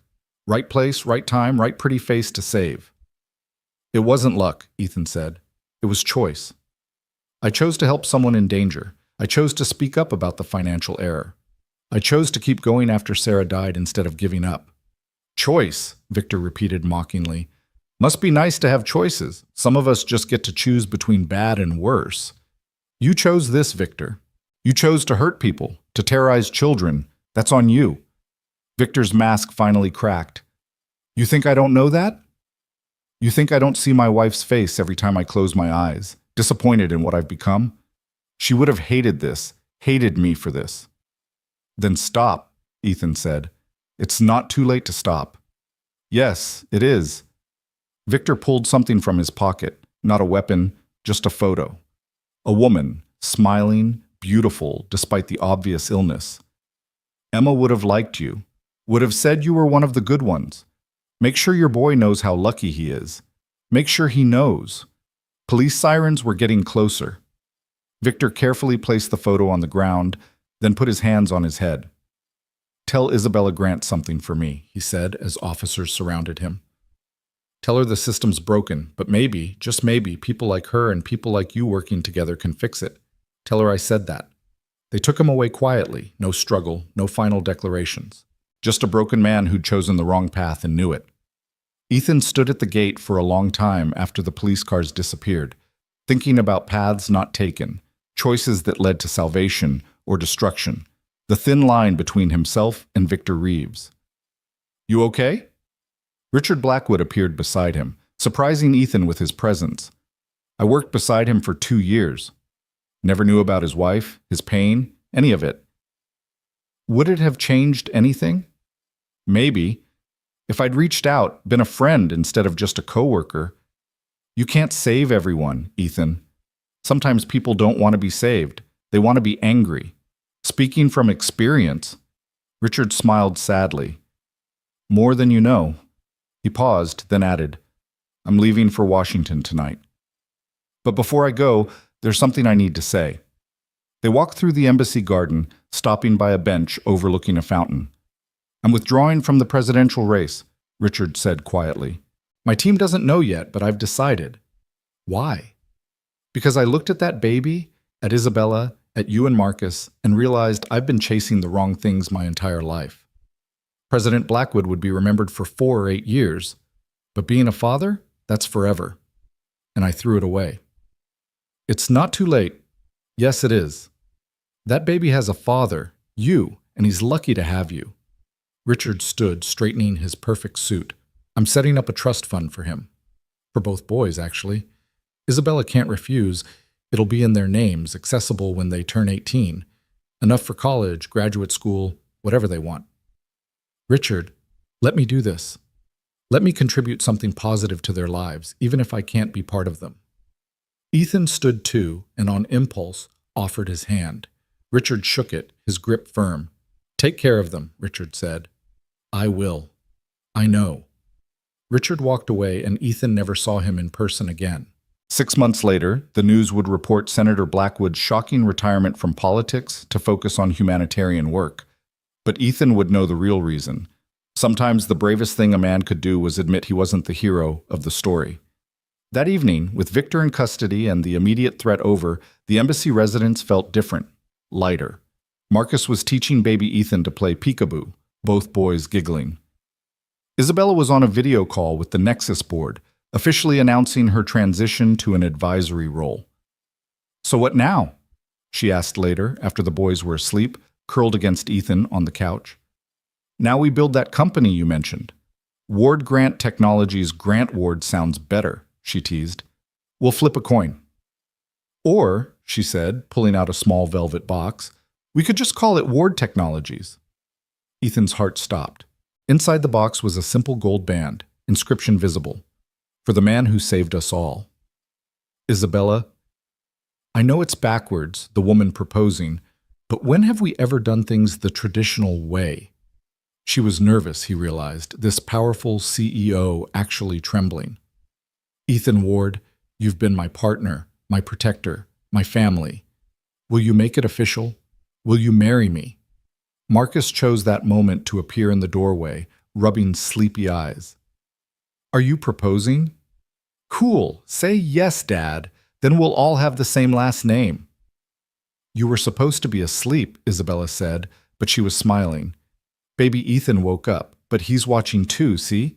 Marcus pointed to the baby monitor, where baby Ethan was indeed awake, gurgling happily in his crib. The whole family's weighing in, Ethan said, his voice rough with emotion. He looked at Isabella, this woman who'd changed his life in every possible way. Yes, of course, yes. Marcus whooped, running to hug them both. We're getting married. Well, they are, Isabella laughed, but Marcus shook his head. No, we all are. We're becoming a real family, the kind that's official and everything. And in that moment, in a borrowed residence in a foreign country, having survived violence and threats and impossible odds, Ethan understood what home really meant. It wasn't a place or a building or even safety. It was this. These people, this love, this choice to build something together from the broken pieces of their separate pasts. We're already a real family, he told Marcus, pulling them all closer. The official part is just paperwork. Important paperwork, Isabella added, kissing him, while Marcus made exaggerated gagging noises. Outside, the Swiss night was peaceful, stars visible despite the city lights. Somewhere, Victor Reeves was in a cell contemplating his choices. Somewhere, Richard Blackwood was flying back to a life he no longer wanted. But here, in this moment, the Ward Grant family, or Grant Ward, they'd figure it out, was complete, safe, and ready for whatever came next. The wedding planning began immediately, though planning was perhaps too generous a term for Isabella's approach. She attacked it like a hostile takeover, with spreadsheets and color-coded timelines that made Marcus giggle every time he saw them spread across the dining table.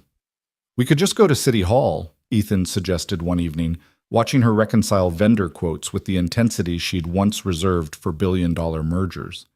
Absolutely not, Isabella said without looking up. Marcus wants to be ring bearer and best man. Baby Ethan needs to be in a tiny tuxedo. We're doing this properly. Properly meaning a 1,000-person event at the plaza? She finally looked at him, and he saw the vulnerability beneath the CEO exterior. Properly meaning our families, the one we've made, celebrating us. Maybe 50 people. Maybe here in Switzerland, where we became us. The way she said it, soft and uncertain, made him round the table to kiss her. That sounds perfect. But even as they planned their future, the past wasn't quite done with them. The call came on a Tuesday morning while Ethan was teaching Marcus long division and Isabella was in a video conference with potential investors for their new company. Mr. Ward? This is Director Harrison from the FBI. We need to discuss Victor Reeves. Ethan's stomach dropped. Did he escape? No, sir. He's dead. Suicide in his cell last night. But he left something for you. A letter and a laptop with files we think you need to see. The room seemed to tilt. Victor, broken and defeated Victor, had taken the final escape route. Despite everything, Ethan felt a wave of complicated grief. There, but for the grace of God and different choices went he. What kind of files? Evidence, Mr. Ward. Victor was many things, but he was also meticulous. He documented everything, every member of the displaced, their plans, their contacts. But more importantly, he had files on Nexus, on several tech companies, actually.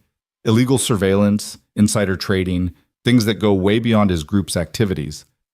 Isabella had finished her call and moved closer, concern etched on her face. Ethan put the phone on speaker. He was trying to expose corporate corruption.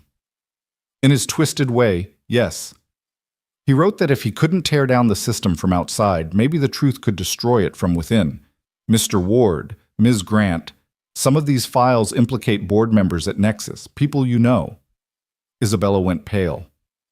Who? I can't discuss details over the phone. But we need you back in New York, both of you. You're not suspects, but we need your help understanding these documents.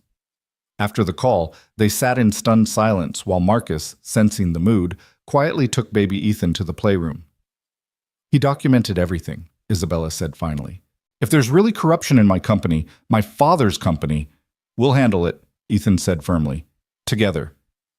This could destroy Nexus. Everything my father built, everything I've worked for. Or it could save it, cut out the cancer before it spreads further. She looked at him with those green eyes that had first captured him in a conference room that felt like a lifetime ago. When did you become the optimist in this relationship? When you showed me I had something worth being optimistic about. The flight back to New York felt like traveling backward through time. Marcus pressed against the window, pointing out landmarks he remembered, while baby Ethan slept peacefully in Isabella's arms. But Ethan could see the tension in her shoulders, the way she kept checking her phone for updates from the board. They were met at JFK by a full FBI escort, which thrilled Marcus and terrified Ethan in equal measure. The safe house they were taken to was nothing like the Swiss embassy, just a nondescript apartment in Queens that could have belonged to anyone. The files are extensive, Director Harrison explained, spreading documents across a conference table they'd set up in the living room.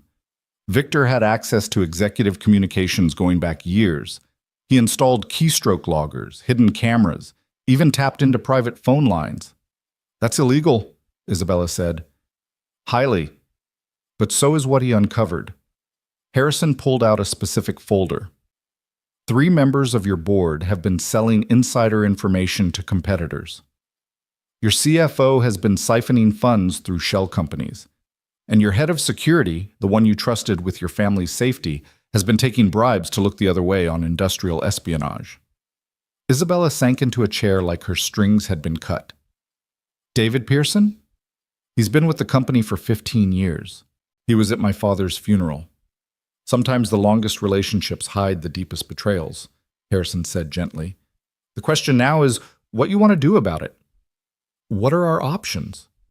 We build a case, arrest them all simultaneously. The press will have a field day, stock prices will tank, but Nexus survives. Cleaner, maybe smaller, but honest. Or, Ethan asked, knowing there was always another option. Or Ms. Grant works with us to gather additional evidence. Wears a wire, gets confessions, helps us understand the full scope of the corruption. Absolutely not, Ethan said immediately. She's been through enough danger. I'll do it, Isabella said quietly. Isabella, my father built Nexus to change the world, to make technology that helps people. These people perverted that vision for profit. I'll do whatever it takes to clean house. Marcus wandered in then, baby Ethan in his arms, with surprising competence for a 7-year-old. Why does everyone look sad? Did something bad happen? Just grown-up work stuff, buddy, Ethan said, but Marcus was already reading the room with the perception children developed when their worlds kept shifting. Someone was mean to Isabella's company. Something like that. Marcus considered this, then walked over to Isabella and carefully placed baby Ethan in her arms. When kids are mean at school, Ms. Peterson says we have to stand up to them, even if it's scary. Your teacher sounds smart, Isabella said, kissing the top of his head. She is. She also says bullies are usually just scared of something themselves. Marcus looked thoughtful. Maybe the mean people at your company are scared too. Out of the mouths of babes, Ethan thought for what felt like the 100th time since this all began. The operation took 3 weeks. 3 weeks of Isabella wearing wires to board meetings, of pretending everything was normal while gathering evidence of extraordinary betrayal. Ethan watched her come home each night, exhausted and heartsick, peeling off the recording equipment like it was burning her skin. David offered to increase security for the wedding today, she said one night, laughing bitterly. He actually looked me in the eye and promised to keep our family safe while knowing he'd been selling our secrets to competitors. It's almost over, Ethan promised, holding her while she cried angry tears into his shoulder. Is it?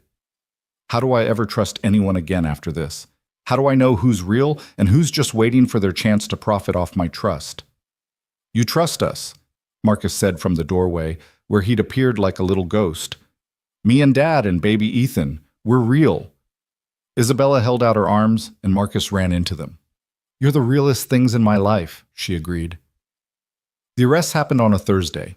Synchronized raids at homes and offices, federal agents sweeping through Nexus like avenging angels. Ethan watched from their apartment as the news broke, Isabella's hand gripped tight in his. Corruption scandal.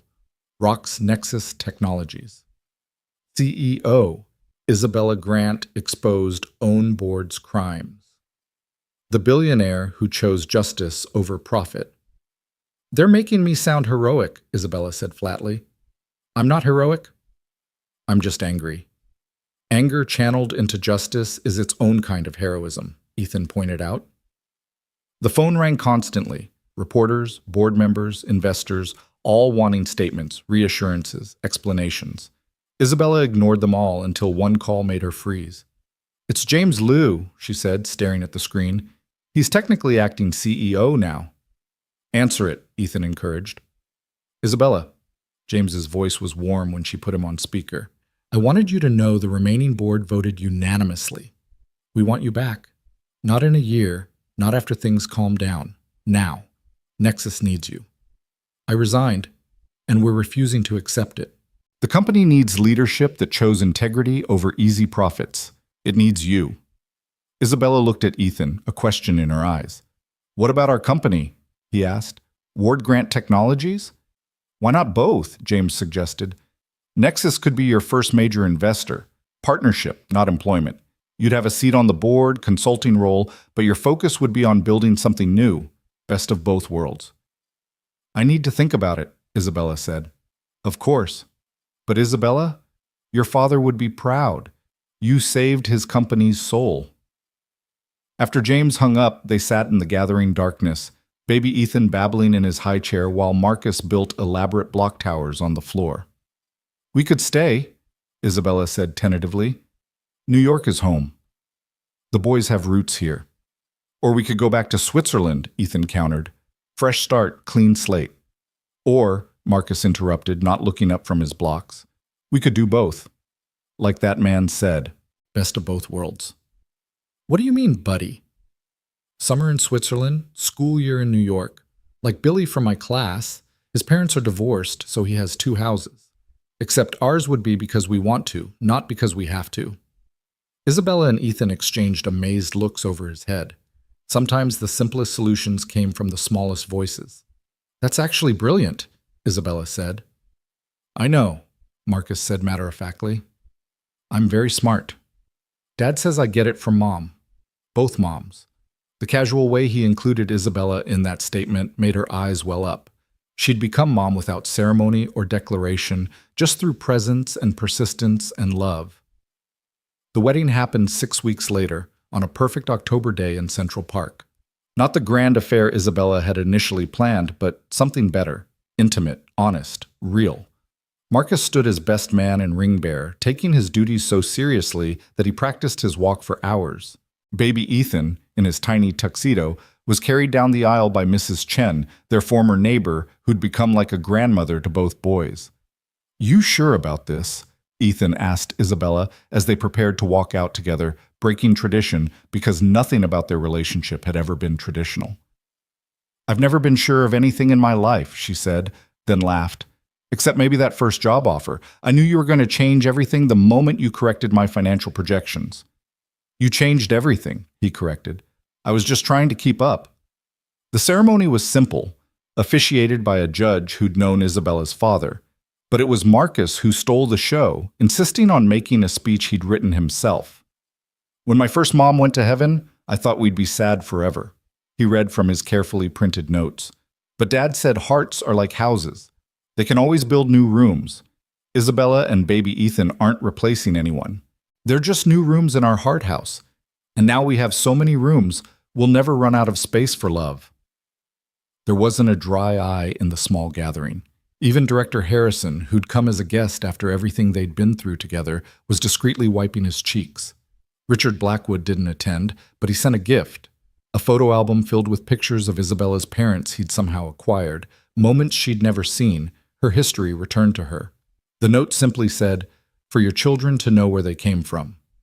All my best, R." As they exchanged rings, Ethan thought about the strange journey that had brought them here. A janitor and a billionaire, a widower and a single mother, 2 broken people who'd built something whole from the pieces. "You may kiss," the judge began, but Isabella was already pulling Ethan close, kissing him like they were alone in the world instead of surrounded by everyone they loved. "Gross!"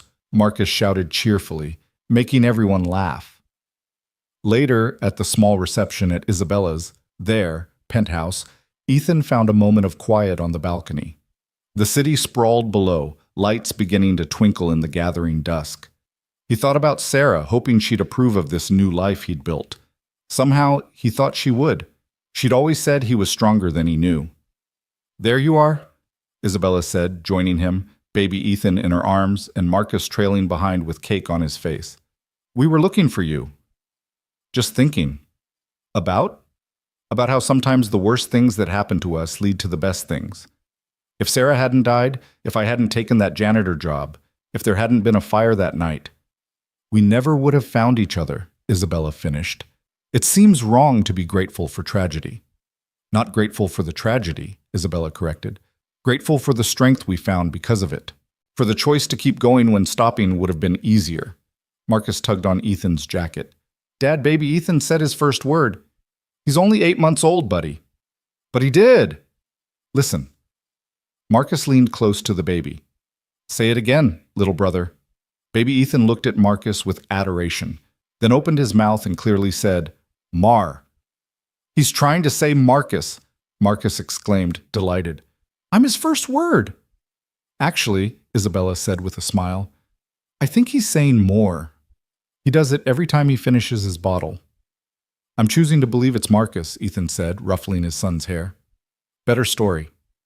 "The best stories are the ones we choose to believe," Isabella agreed, leaning into him as they watched the city lights come alive. 6 months later, Ward Grant Technologies, they'd literally flipped a coin, launched its first product. An AI system designed not to replace human workers, but to enhance their capabilities, making every employee as valuable as a CEO. The launch event was held in the same conference room where Ethan had first corrected Isabella's projections, now transformed into their company's headquarters. 2 years ago, a janitor saved my life, Isabella said in her keynote speech, Ethan beside her on stage, not just from a bullet, but from a narrow view of what success looked like. He showed me that brilliance exists at every level of society, waiting for opportunity. Ward Grant Technologies isn't just about artificial intelligence. It's about augmented humanity, about ensuring technology elevates everyone, not just the privileged few. The crowd erupted in applause, but Ethan barely heard it. He was watching Marcus in the front row, holding baby Ethan, now walking but still called baby Ethan, both boys wearing matching "My Parents Are Geniuses" t-shirts that Mrs. Chen had made. "Your turn," Isabella whispered, stepping back. Ethan approached the microphone, still uncomfortable with public speaking, but knowing this message mattered. "Every person in this room has potential beyond their current circumstances," he began. "I know because I've been the invisible one, the one whose ideas didn't matter because of my job title. Technology should be a ladder, not a wall. What we're launching today isn't just software, it's possibility, it's hope. It's a chance for every janitor to become a CEO, and for every CEO to remember they're human." The demo that followed was flawless. The system worked exactly as promised, turning entry-level employees into strategic thinkers, giving them tools previously reserved for the highest levels of management. Orders poured in before they even left the stage. "We did it," Isabella breathed as they finally escaped to their office. "You did it," Ethan corrected. "We did it," Marcus said firmly from the doorway, baby Ethan toddling beside him. "Family means we all did it together." And standing there, in the office that had once been cleaned by a grieving widower, now run by a family built from loss and love and choice, Ethan understood that Marcus was right. They had all done it together. Every tear, every triumph, every moment of terror and joy had led to this, not an ending, but a beginning. "What's next?" Isabella asked, pulling up their business plan on the smartboard. "Everything," Ethan said, lifting baby Ethan onto his shoulders while Marcus grabbed the digital pen to add his own ideas to their plan. "Absolutely everything." Through the window, Manhattan stretched out in all its impossible glory, a city of dreams and heartbreak and endless possibility. Somewhere out there, another janitor was pushing a cart through empty offices, brilliant and invisible. Somewhere, another single parent was choosing between dignity and survival. Somewhere, another family was being born from circumstances no one would choose but everyone could overcome. "Dad?" Marcus asked, adding surprisingly complex diagrams to their business plan. "Are we rich now?" Ethan looked at Isabella, at baby Ethan, at the ring on his finger and the company they'd built and the future spreading before them like a promise. "Yeah, buddy," he said, "we're the richest people in the world." "Cool," Marcus said, then went back to his drawing. "Can we still have pizza for dinner?" They laughed, all of them, the sound filling the office that had witnessed so much transformation. And as the sun set over the city that had brought them together, the Ward Grant family, they'd decided to hyphenate after all, stood ready for whatever came next, knowing that together they could handle anything. Even pizza negotiations with a 7-year-old genius. The future stretched before them, bright and uncertain and absolutely perfect in its imperfection. They'd found each other in the most unlikely way, built love from loss, created family from chance and choice and sheer determination. And this, Ethan thought, as Isabella kissed his cheek, and baby Ethan grabbed his nose and Marcus explained his revolutionary idea for pizza delivery drones, this was what happily ever after really looked like. Not perfect, not without challenges, but real and messy and wonderful in theirs. The janitor who'd become a CEO, the billionaire who'd learned to trust, the boy who'd gained a mother and brother, the baby who'd never know a world without all of them together. Their story had begun with a fire and a gunshot, with terror and courage and impossible choices. But it continued with this: ordinary moments made extraordinary by the simple fact that they were sharing them. And somewhere in the city below, Victor Reeves's laptop sat in an FBI evidence locker, its secrets exposed, its purpose served. He'd been wrong about many things, but he'd been right about one. Sometimes the system was broken. The difference was, people like Ethan and Isabella weren't trying to tear it down. They were building something better. One algorithm, one family, one choice at a time.